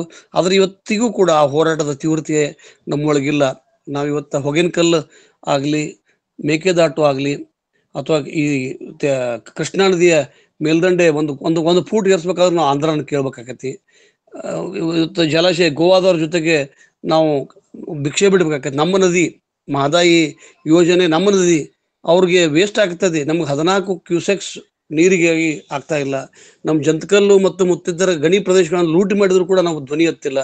ಬಹುಶಃ ನಾವೆಲ್ಲಿಯೋ ಕಾನೂನುಗಳು ಸೋತವೋ ಅಥವಾ ನಮ್ಮ ಹೋರಾಟ ಮನೋಭಾವ ಕಡಿಮೆ ಆಗೈತಿ. ಬಹುಶಃ ಡಾಕ್ಟರ್ ಮಹಾಬಳೇಶ್ವರಪ್ಪ, BC ಮಹಾಬಳೇಶ್ವರಪ್ಪ ಅಂಥವ್ರ ಜ್ಞಾನ ನಿರಂತರವಾಗಿ ನಮ್ಗೆ ಸಿಕ್ಕರೆ ನಿಜಕ್ಕೂ ಕೂಡ ನಮ್ಮೊಳಗಿರ್ತಕ್ಕಂಥ ಆ ಹೋರಾಟದ ಕಿಚ್ಚು ಹೆಚ್ಚಾಗಬಹುದು ಅಂತ ಹೇಳ್ತಾ ಎಲ್ಲರಿಗೆ ನನ್ನ ಭಕ್ತಿಪೂರ್ವಕ ಶರಣಾರ್ಥಿಗಳು. ಧನ್ಯವಾದಗಳು ಸರ್. ಗಂಗಾಧರ್ ಸಾಲಕ್ಕಿ ಸರ್. ಓಂ ಶ್ರೀ ಗುರು ಬಸವಲಿಂಗಾಯ ನಮಃ. ಮಹಾಬಳೇಶ್ವರಪ್ಪನವರ ಭಾಷಾವಾರು ಪ್ರಾಂತ ಅಂದರೆ ವಿಶೇಷವಾಗಿ ಬಳ್ಳಾರಿಯನ್ನು ಕರ್ನಾಟಕದಲ್ಲಿ ಉಳಿಸಿಕೊಳ್ಳುವಂತಹ ಹೋರಾಟದಲ್ಲಿ ಬಹಳ ದೊಡ್ಡ ಶಕ್ತಿಯನ್ನು ಇವತ್ತಿನ ಉಪನ್ಯಾಸ ಹೊಂದಿದೆ. ಕಲ್ಯಾಣ ಕರ್ನಾಟಕ ಇವತ್ತು ಆ ಒಂದು ಶೋಷಣೆಯನ್ನು ಮೀರಿ ಬಹಳ ಅಭಿವೃದ್ಧಿ ಕಡೆ ಹೊಂಟಿದೆ ಅನ್ನೋದು ನಮ್ಮೆಲ್ಲರ ಹೆಮ್ಮೆ. ಈ ಕಲ್ಯಾಣ ಕರ್ನಾಟಕ ಅಂದ್ರೆ ಹೆದಾವರಿ ಕನ್ನಡ ಭಾಷಾವಾರು ವಿಷಯದಲ್ಲಿ ಬಂದಾಗ ಕಳೆದ 27 ತಾರೀಕಿಗೆ ಜುಲೈ 27ರಂದು ನಮ್ಮ BLD ಸಂಸ್ಥೆಯ ಸಂಸ್ಥಾಪಕರ ದಿನಾಚರಣೆ ನಮ್ಮ MB ಪಾಟೀಲ್ ಬಹಳ ಅದ್ಭುತವಾಗಿ ಎಲ್ಲರನ್ನು ಸ್ಮರಿಸಿದ್ರು. ಅದರಲ್ಲಿ ಬಂಟ್ವಾಳ ಶಿವೇಗಳು, ಹೊಳಕಟ್ಟಿ ಅವರು, MB ಪಾಟೀಲ್ರು, ಬಂಗಾರಮ್ಮ ಸಜ್ಜನ್, ದಾನಿ ಬಂಗಾರಮ್ಮ ಸಜ್ಜನ್ ಇತ್ತು. ಅದರಲ್ಲಿ ಮಲ್ಲಿಕಾರ್ಜುನ್ ಖರ್ಗೆ ಅವರು, ರಾಜಕೀಯವಾದ ನಮ್ಮ ನಿಲುವು ಏನೇ ಇರಬಹುದು, ಆದರೆ ಒಬ್ಬ ನಮ್ಮ ರಾಜಕೀಯ ಧುರೀಣ, ಕಲ್ಯಾಣ ಕರ್ನಾಟಕದ ಧುರೀಣ ಮಲ್ಲಿಕಾರ್ಜುನ್ ಖರ್ಗೆ ಅವರ ವಿಷಯ ಬಂದಾಗ ಹೆಚ್ಚು ಕಡಿಮೆ ಒಂದು 600 ಜನ ಇದ್ವಿ. ಎಲ್ಲರ ಕಣ್ಣಿಗೂ ತಂಪಾಗಿಸ್ತು. ಮಲ್ಲಿಕಾರ್ಜುನ್ ಖರ್ಗೆ ಅವರು 6 ವರ್ಷದಿದ್ದಾಗ ಬೀದರ್ ಪಕ್ಕದಲ್ಲಿ ಯಾವುದೋ ಒಂದು ಹಳ್ಳಿಯಾಗಿದ್ರು. ಅವಾಗ ನಾನು ಶಶಿಕಾಂತ್ ಪಟ್ಟಣವ್ರಿಗಿಂತ ಮೊದಲೇ ಮಾತಾಡ್ಬೇಕಾಗಿದೆ. ಅವರು ಏನು ಆದಿಲ್ ಶಾಹಿ, ಬರೀದ್ ಶಾಹಿ, ಇವರ ಅಧೀನರಾದ ರಜಾಕರು, ಅವರ ದಬ್ಬಾಳಿಕೆ ಬಾಳ ಇತ್ತು. ಈ ವಿಷಯವಾಗಿ ನಾನು ಇನ್ನೊಮ್ಮೆ ಬಹಳ ವಿಷಾದವಾದ ವಿಷಯ ನಮ್ಮ ಇವ್ರ ಕಡೆ ಇದೆ, ಶಶಿಕಾಂತ್ ಕಡೆ ಇದೆ. ಅದು ಬಹುಮನಿ ರಾಜ್ಯದ ಆದಿಲ್ ಶಾಹಿ, ಬರೀದ್ ಶಾಹಿ, ಅವರ ಕೆಳಗಿನ ರಜಾಕರು. ಅವರು ಬಂದು ಯಾವುದೋ ಒಂದು ಹಳ್ಳಿ ಇತ್ತು, ಹಳ್ಳಿಯಲ್ಲಿ 6 ವರ್ಷದ ಮಗ ಮಲ್ಲಿಕಾರ್ಜುನ್ ಖರ್ಗೆ ಅವರು ಆಡ್ಲಾಕ್ ಹೋಗಿದ್ರು. ಅವರಪ್ಪ ದುಡಿಯೋತ್ತ ಹೋಗಿದ್ದ, ದುಡಿಲಾರದೆ ನಡೀತಿದ್ದಿಲ್ಲ. ಅವಾಗ ರಜಾಕರ್ ಬಂದು ಮಾಶಾಲತ್ ಏನೋ ಒಂದು ವರ್ಡ್ ಅಂದ್ರು. ಅಲ್ಲಿ ಆ ಮನಿಯನ್ನ ಅವ್ರಿಗೇನಿತ್ತು, ರಜಾಕರು ಮನಿನ ಸುಟ್ಕೋತ ಹೋಗ್ಬಿಡುದು, ಅಲ್ಲಿ ಜನರು ನಾಶ ಮಾಡ್ಕೋತ ಹೋಗುದೊಂದು ವೃತ್ತಿ ಇತ್ತು ಅವಾಗ. ಆ ನೆಲೆಯಲ್ಲಿ ಈ ಮಲ್ಲಿಕಾರ್ಜುನ ಖರ್ಗೆ ಅವರ ಮನಿ ಸುಡ್ತು. ಅವ್ರ ತಾಯಿ, ಅವ್ರ ತಕ್ಕಕ್ಕ, ಅವ್ರ ತಂಗಿ ಎಲ್ಲರೂ ಸುತ್ತ ಬಿಟ್ರು. ಅವ್ರ ಅಪ್ಪ ಮಲ್ಲಿಕಾರ್ಜುನ ಖರ್ಗೆ ಅವರ ಅಪ್ಪ ಮಾಪಣ್ಣ ಅವನು ನನ್ನ ಮಗನೂ ಇದ್ದ ಒಬ್ಬ ಮಲ್ಲಿಕಾರ್ಜುನ ಸತ್ತ ಅಳ್ಕೋತಿದ್ದತ್ತ. ಅವಾಗ ಮಲ್ಲಿಕಾರ್ಜುನ ಖರ್ಗೆ ಅವರು ಧರ್ಮಶಾಲೆಯಲ್ಲಿ ಆಟ ಆಡ್ತಿದ್ರು. ಅವ್ರು ಕರ್ಕೊಂಡ್ಬಂದು ಅವಾಗ 1947ರಲ್ಲಿ ಭಾರತ ಸ್ವತಂತ್ರ ಸಿಕ್ತು. ಅದರ ನಂತರ ಅವ್ರ ಕಾಕ ಪುಣೆ ಮೇಯರ್ ರೆಜಿಮೆಂಟ್ ಅಲ್ಲಿ ಇದ್ದಾಗ ಅಲ್ಲಿ ಹೋದಾಗ ಅವ್ರು ತಿರುಗಿ ಬಂದಿದ್ರು ಸ್ವಾತಂತ್ರ್ಯ ಹುಟ್ಟಿದ್ದೀಗ. ಹೀಗಾಗಿ ನಿರಾಸೆಯಾಗಿ ಪಾಪಣ್ಣ ಖರ್ಗೆ ಅವ್ರ ಅಪ್ಪ 6 ವರ್ಷದ ಖರ್ಗೆ ಅವ್ರ ಕರ್ಕೊಂಡು NV ಸ್ಕೂಲ್ನಲ್ಲಿ ವಿದ್ಯಾಭ್ಯಾಸಕ್ಕೆ ಬಿಟ್ರು. ಇವ್ರು MSK ಮಿಲ್ಲಿಗೆ ದುಡಿಯಪ್ಪ. ಹೀಗೆ ಬೆಳೆದು ಹೊಳೆದು ಹೋಗಿ ಖರ್ಗೆ ಅವ್ರು ಹೇಳ್ತಿದ್ರು, ನಾನು ಪ್ರಾಂತ ಬ್ಲಾಕ್ ಕಾಂಗ್ರೆಸ್ ಪ್ರೆಸಿಡೆಂಟ್ ಆದೆ, ಇಲ್ಲಿವರೆಗೆ ರಾಜ್ಯದ ಕಾಂಗ್ರೆಸ್ ಅಧ್ಯಕ್ಷ ಆದೆ, ವಿರೋಧ ಪಕ್ಷದ ಧುರೀಣ ಆದೆ ಅಂತ ಅಂದ್ರೇನು ಹೇಳ್ಬೇಕಾಗಿದ್ದೇನು, ರಜಾಕರ ಹಾವಳಿಯಲ್ಲಿ ಕಲ್ಯಾಣ ಕರ್ನಾಟಕ ಭಾಷಾವಾರು ಪ್ರಾಂತದಲ್ಲಿ ನಮ್ಮವ್ರು ಎಷ್ಟು ಶೋಷಣೆಗೆ ಈಡಾಗ್ಯಾರ ಅನ್ನುವಂತ ವಿಷಯವನ್ನು ನಾವು ಇಲ್ಲಿ ಮಾತಾಡ್ಬೇಕಾಗ್ತದೆ. ಆ ನೆಲೆಯಲ್ಲಿ ಮಹಾಬಳೇಶ್ವರನವರು MP ಪ್ರಕಾಶ್ ಅಳಗುಂಡಿ ಶಿವಮೂರ್ತಿ ಸ್ವಾಮಿಗಳ ಹೆಸರು ಬಹಳ ಬರ್ತಾವ. ಅಳಗುಂಡಿ ಬಹಳ ದೊಡ್ಡ ಹೋರಾಟಗಾರ. ಕಳೆದ ಅದರಗುಂಚಿ ಶಂಕರ್ ನಮ್ಮ ಶಶಿಕಾಂತ್ ಹೇಳದಂಗೆ ಅದರಗುಂಚಿ ಶಂಕರಗೌಡರ ವಿಷಯದಲ್ಲಿ ಬಂದಾಗ ಕೂಡ ಅಳಗುಂಡಿ ಶಿವಮೂರ್ತಿಗಳ ಸ್ವಾಮಿ ಹೆಸರು ಬಂದಿತ್ತು. ಈ ನೆಲೆಯಲ್ಲಿ MP ಪ್ರಕಾಶ್ ಇರ್ಬೋದು, ನಮ್ಮ ದುಮ್ಮದರಿ ಶರಣಬಸಪ್ಪ ಗೌಡ್ರು ಅವ್ರದ್ದೊಂದು ಹೆಸರು ಬಹಳ ಕೇಳಿ ಬರ್ಲಾಗ್ತಿತ್ತು. ಯಾಕೋ ಅದು ನಮ್ಮ ಉಪನ್ಯಾಸಕರಿಂದ ಅದು ಆ ಶಬ್ದ ಬರಲಿಲ್ಲ ಅಂತ ಅನಿಸ್ತದೆ. ಆ ನೆಲೆಯಲ್ಲಿ ಇನ್ನೊಮ್ಮೆನು ದುಮ್ಮದರಿ ಶರಣಬಸಪ್ಪನವರು ದೇವರಿಗೆ ಮೂಲದ ಅವರನ್ನು ಈ ಭಾಷಾವಾರ ಪ್ರಾಂತ ಅದರಲ್ಲಿ ಅವರ ಒಂದು ಹೋರಾಟ ಇದೆ ಅನ್ನುವಂತ ಮಾತುಗಳು ವಿಶದವಾಗಿ ಬಹಳ ಡಿಟೇಲ್ ಅಂತ ವಿಷಯಗಳನ್ನು ಇವತ್ತಿನ ಉಪನ್ಯಾಸಕರು ಏಕೀಕರಣ, ಭಾಷಾವಾರು ಪ್ರಾಂತ ಏಕೀಕರಣ, ವಿಶೇಷವಾಗಿ ಬಳ್ಳಾರಿಯನ್ನು ಕರ್ನಾಟಕದಲ್ಲಿ ಅಂದ್ರೆ ಅವಾಗಿನ ಮೈಸೂರು ರಾಜ್ಯದಲ್ಲಿ ಉಳಿಸಿಕೊಳ್ಳೋದ್ರ ಬಗ್ಗೆ ಸಾಕಷ್ಟು ಹೋರಾಟ ನಡೀತು. ಅದರಲ್ಲಿ ನಾವು ಗೆದ್ದನು ಬಿಟ್ಟಿವಿ. ಆ ನೆಲೆಯಲ್ಲಿ ಇವತ್ತು ನಮ್ಮ ಸರ್ಕಾರ ಯಾವುದೇ ಇರಲಿ ಆ ಒಂದು ಹೈದರಾಬಾದ್ ಕರ್ನಾಟಕವನ್ನು ಕಲ್ಯಾಣ ಕರ್ನಾಟಕವನ್ನು ಮಾಡಿ ಸಾಕಷ್ಟು ಪ್ರಗತಿ ಕಡೆ ಒಯ್ಯುವಂತ ಕೆಲಸ ನಮ್ಮ ಸರ್ಕಾರಗಳು ಮಾಡುತ್ತವೆ. ಅದಕ್ಕೆ ಅಭಿನಂದನೆಗಳು. ಇಂದಿನ ಬಹಳ ಒಳ್ಳೆಯ ಉಪನ್ಯಾಸ ಹಿರಿಯ ಸಾಹಿತಿಗಳದು. ಆ ನೆಲೆಯಲ್ಲಿ ಮತ್ತೊಮ್ಮೆ ಈ ಸಂಘಟನೆಯ ಎಲ್ಲರಿಗೂ ವಿಶೇಷವಾಗಿ ಶಶಿಕಾಂತ್ ಅವರಿಗೆ ನನ್ನ ಅಭಿನಂದನೆಗಳು, ಶರಣಾರ್ಥಿಗಳು. ಧನ್ಯವಾದಗಳು ಸರ್. ಮಹಾದೇವಪ್ಪ ಸರ್ ಮಾತಾಡ್ಬೇಕು.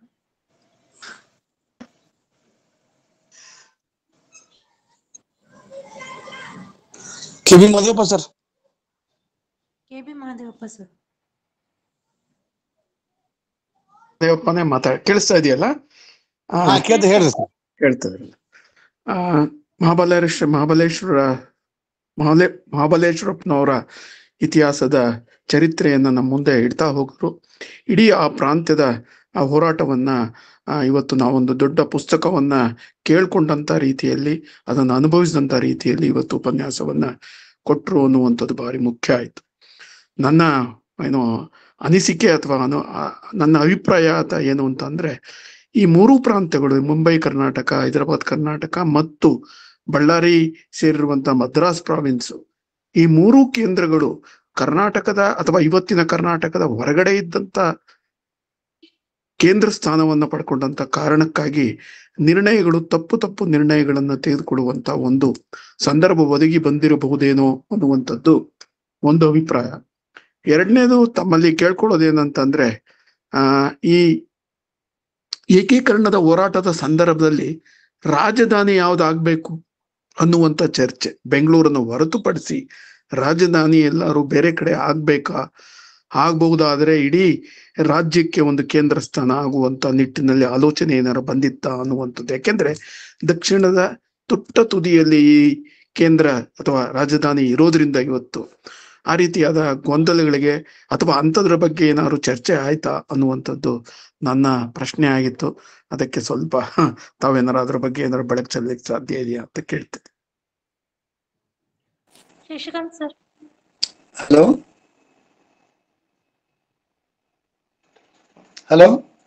ಹೇಳ್ರಿ ಸರ್.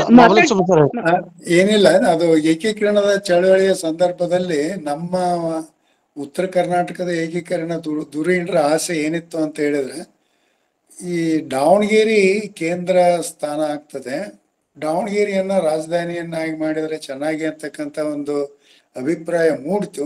ಆದ್ರೆ ಅಂತ ಅಭಿಪ್ರಾಯ ಯಾವುದೇ ಒಂದು ಗೊತ್ತುವಳಿಯ ರೂಪದಲ್ಲಿ ಇವತ್ತಿಗೆ ನಮಗೆ ಲಭ್ಯ ಇಲ್ಲ. ಇಷ್ಟೇ.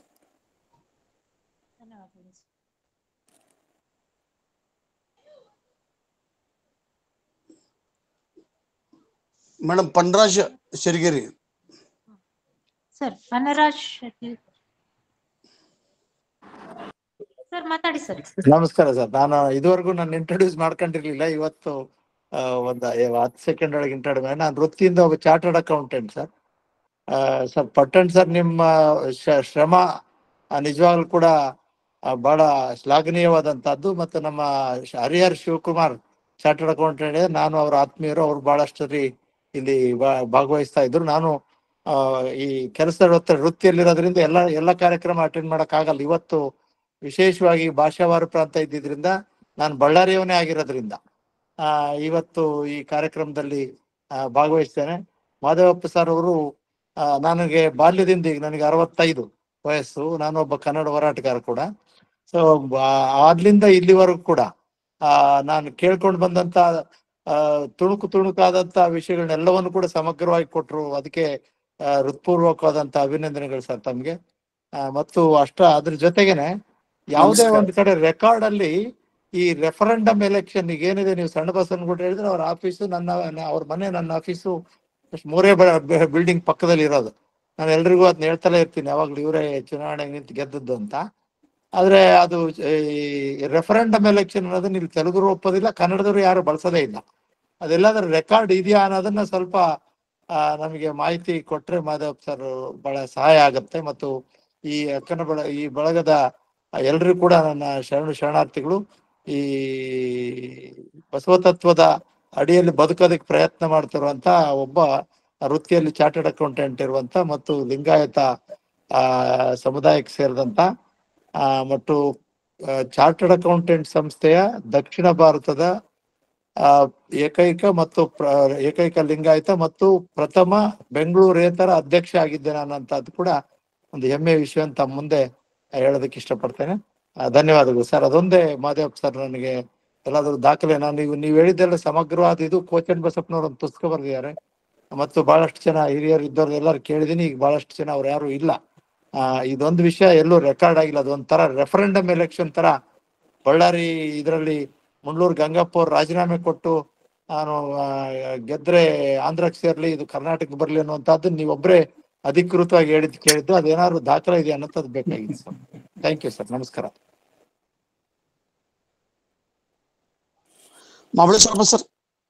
ಸರ್ ಇದೆ ಸರ್, ಸೆಕೆಂಡರಿ ಸೋರ್ಸಸ್ ಅವೇ ಇದಾವೆ. ಸ್ಟೇಟ್ ಆರ್ಕೈವ್ಸ್ ನಲ್ಲಿ ಕೂಡ ರೆಕಾರ್ಡ್ಸ್ ನಲ್ಲಿ ಇದೆ.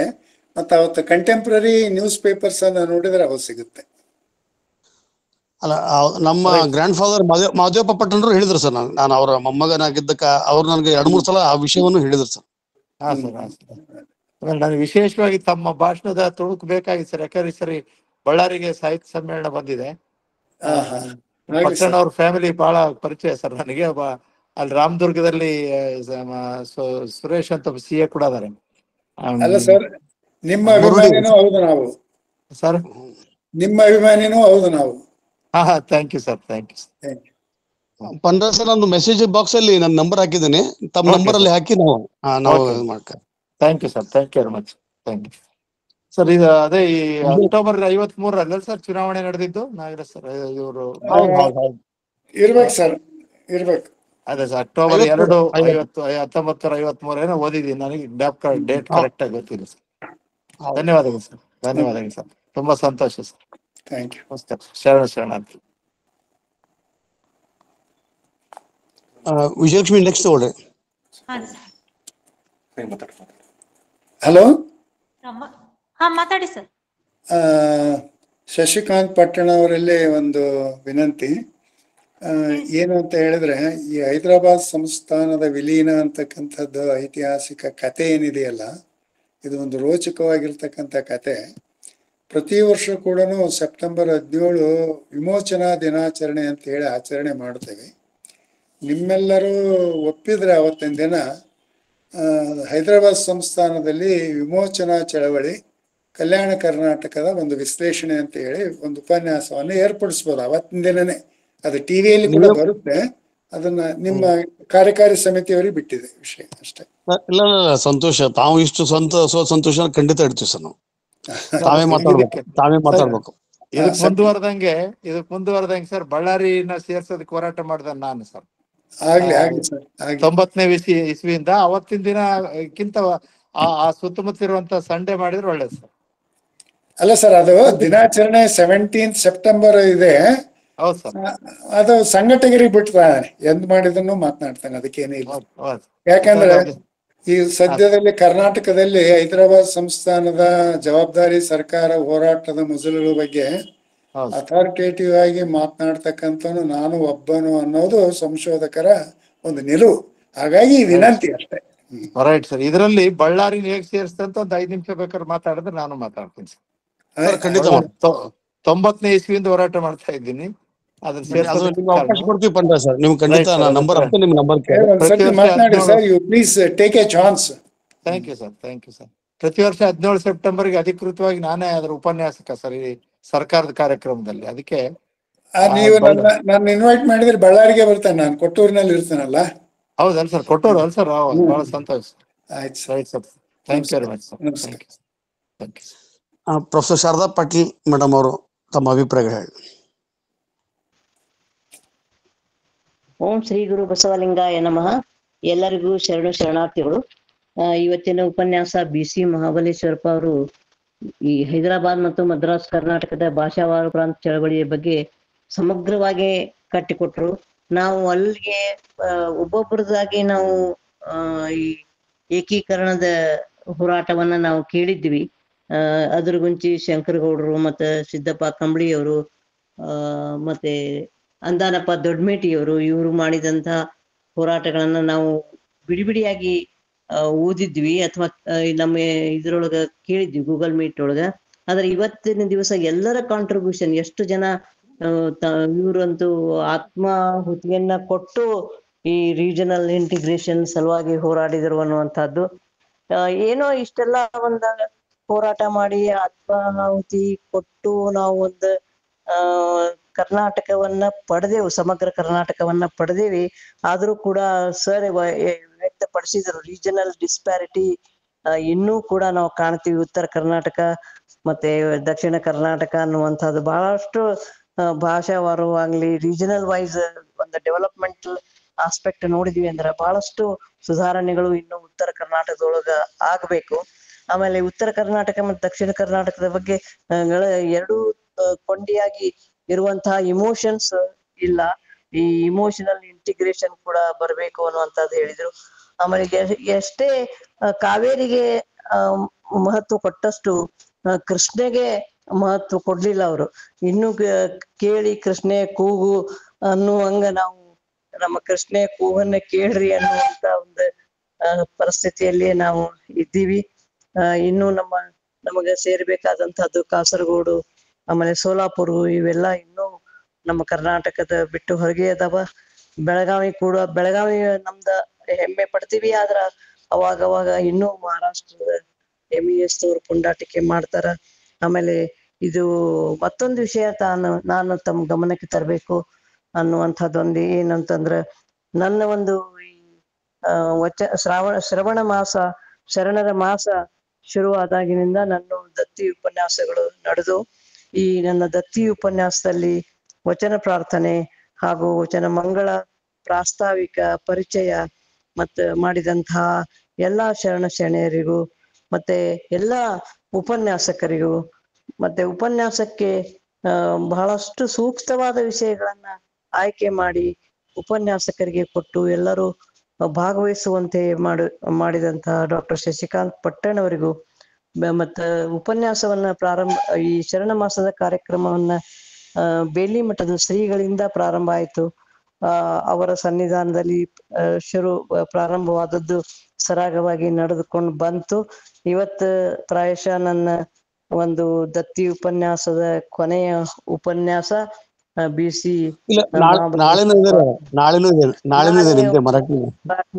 ಮರಾಠಿ ಕಾರ್ಯಕ್ರಮ ಇದೆ ನಾಳೆ. ಆದ್ರೂ ಕೂಡ ಅದು ಹೆಚ್ಚಿನ ಸಂಖ್ಯೆಯಲ್ಲಿ ಇಲ್ಲಿ ನೆರೆದಿರುವುದರಿಂದ ಎಲ್ಲರಿಗೂ ನನ್ನ ದತ್ತಿ ಉಪನ್ಯಾಸದಲ್ಲಿ ನೆರವಾದಂತಹ ಮತ್ತೆ ನನ್ನನ್ನ ಒಂದು ಪ್ರತಿ ಒಂದು ಉಪನ್ಯಾಸದ ಕೊನೆಗೆ ನನ್ನನ್ನು ಕರೆದು ನನ್ನ 4 ಮಾತುಗಳನ್ನ ನನ್ನ 4 ವಿಷಯಗಳನ್ನ ಚಿಂತನೆಗಳನ್ನ ಹಂಚಿಕೊಳ್ಳಿಕ್ಕೆ ಅವಕಾಶ ಮಾಡಿಕೊಟ್ಟಂತಹ ಸಂಘಟಕರಾದಂತಹ ಡಾಕ್ಟರ್ ಶಶಿಕಾಂತ್ ಪಟ್ಟಣ್ ಅವರಿಗೂ ಹಾಗೂ ನಮ್ಮ ಅಕ್ಕನ ಅರಿವಿನ ವೇದಿಕೆಯ ಹಾಗೂ ಬಸವಾದಿ ಚಿಂತನ ಕೂಟ ಇವೆಲ್ಲ ಸಂಘಟನೆಗಳಿಗೆ ಮತ್ತೆ ಈ ತಾಂತ್ರಿಕ ಸಹಾಯವನ್ನ ನೀಡಿದಂಥವರಿಗೆ ಎಲ್ಲರಿಗೂ ನಾನು ಋಣಿಯಾಗಿದ್ದೀನಿ. ಅನಂತ ಧನ್ಯವಾದಗಳನ್ನ ಅರ್ಪಿಸಿ ಎಲ್ಲರಿಗೂ ಮತ್ತೊಮ್ಮೆ ಶರಣಾರ್ಥಿಗಳು. ತಮ್ಮ ಅನಿಸಿಕೆಯನ್ನು ಹಂಚಿಕೊಂಡ ಶಾರದಮ್ಮ ಮೇಟಿ ಅಮ್ಮನವರಿಗೆ ಧನ್ಯವಾದಗಳು. ಮುಂದಿನ ಕಾರ್ಯಕ್ರಮ ಶರಣು ಸಮರ್ಪಣೆಯನ್ನು ಶರಣಿ ವಿಜಯಲಕ್ಷ್ಮಿ ಹಂಗರ್ಗಿ ಅಕ್ಕನವರು ನಡೆಸಿಕೊಡಬೇಕು. ಮೇಡಮ್. ಓಂ ಶ್ರೀ ಗುರು. ಹಾ ರೀ ಅದೇನ್ ನೋಡ್ರಿ ಮೇಡಮ್ ಕೇಳತ್ರೆ? ಓಂ ಶ್ರೀ ಗುರು ಬಸವಲಿಂಗಾಯ ನಮಃ.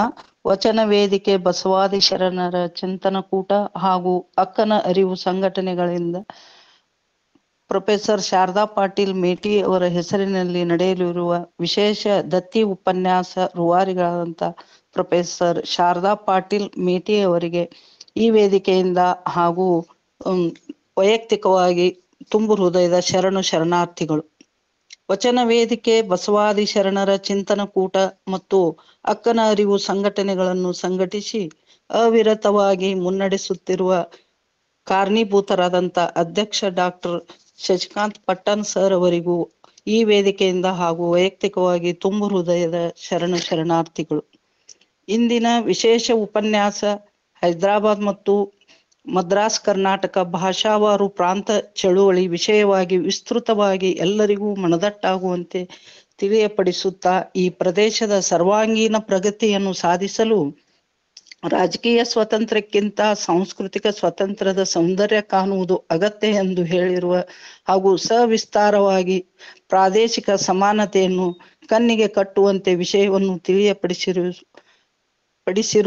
ಡಾಕ್ಟರ್ BC ಮಹಾಬಲೇಶ್ವರ್ ವಿಶ್ರಾಂತ ಇತಿಹಾಸ ಪ್ರಾಧ್ಯಾಪಕರು, ಗುಲ್ಬರ್ಗಾ ವಿಶ್ವವಿದ್ಯಾಲಯ ಇವರಿಗೂ ಈ ವೇದಿಕೆಯ ಪರವಾಗಿ ಹಾಗೂ ವೈಯಕ್ತಿಕವಾಗಿ ತುಂಬು ಹೃದಯದ ಶರಣಾರ್ಥಿಗಳು.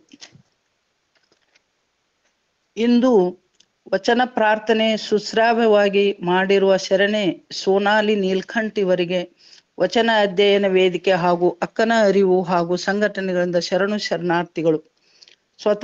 ಸ್ವಾಗತ ಪ್ರಾಸ್ತಾವಿಕ ಹಾಗೂ ಪರಿಚಯವನ್ನು ಶರಣ ಶ್ರೀಶೈಲ್ ಐನಾಪುರ್ ಅವರು ರಕ್ಷಣೆಯಲ್ಲಿ ಕಲ್ಯಾಣ ಕ್ರಾಂತಿ ನಡೆದಿರುವುದನ್ನು ನೆನಪಿಸಿರುವಂತ ಹಾಗೂ ಸಮಾಜದ ಅಂಕುಡೊಂಕುಗಳನ್ನು ತಿದ್ದುತ್ತಾ ಆಧುನಿಕ ಬಸವ ವೇದಿಕೆಯಾಗಿದೆ ಎಂದು ಹೇಳಿರುವ ಶರಣ ಶ್ರೀಶೈಲ್ ಐನಾಪುರ್ ಇವರಿಗೆ ಈ ವೇದಿಕೆಯಿಂದ ಹಾಗೂ ವೈಯಕ್ತಿಕ ತುಂಬು ಹೃದಯದ ಶರಣಾರ್ಥಿಗಳು.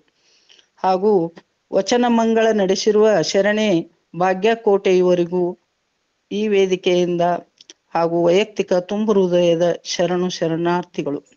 ಈ ಕಾರ್ಯಕ್ರಮವನ್ನು ಚೆನ್ನಾಗಿ ನಿರ್ವಹಣೆ ಮಾಡಿರುವ ಶರಣೆ ವಿಜಯಲಕ್ಷ್ಮಿ ಕಲಬುರ್ಗಿ ಇವರಿಗೂ ಈ ವೇದಿಕೆಯಿಂದ ತುಂಬು ಹೃದಯದ ಶರಣಾರ್ಥಿಗಳು.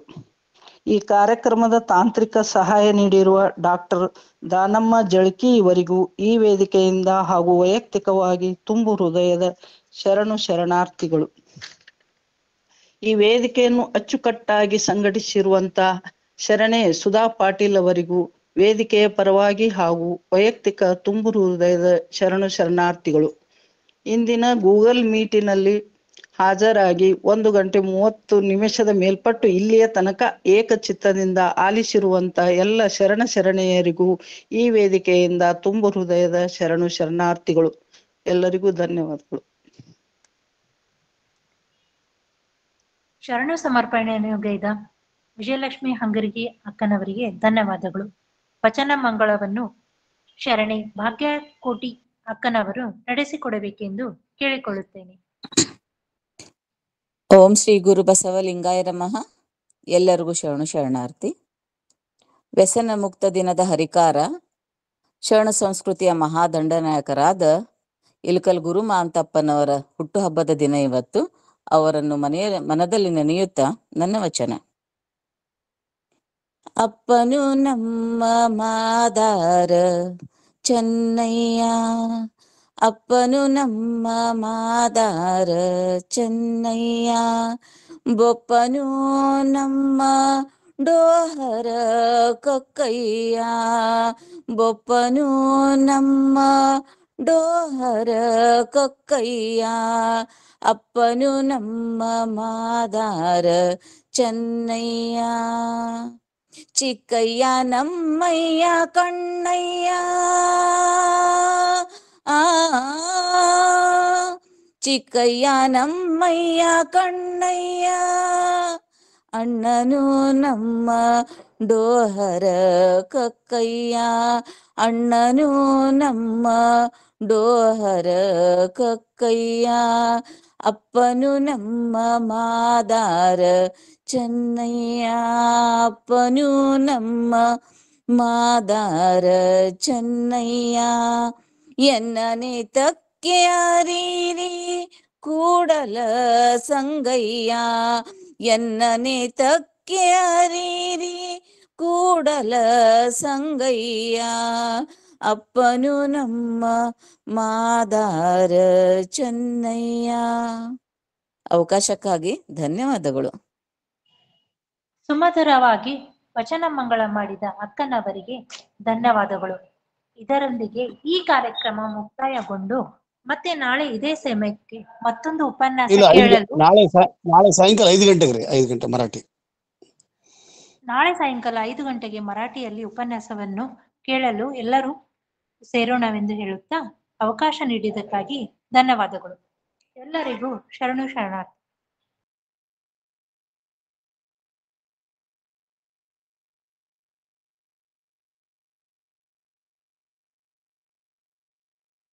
ಎಲ್ಲರಿಗೆ ನನ್ನ ಭಕ್ತಿಪೂರ್ವಕ ಶರಣು ಶರಣಾರ್ಥಿಗಳು.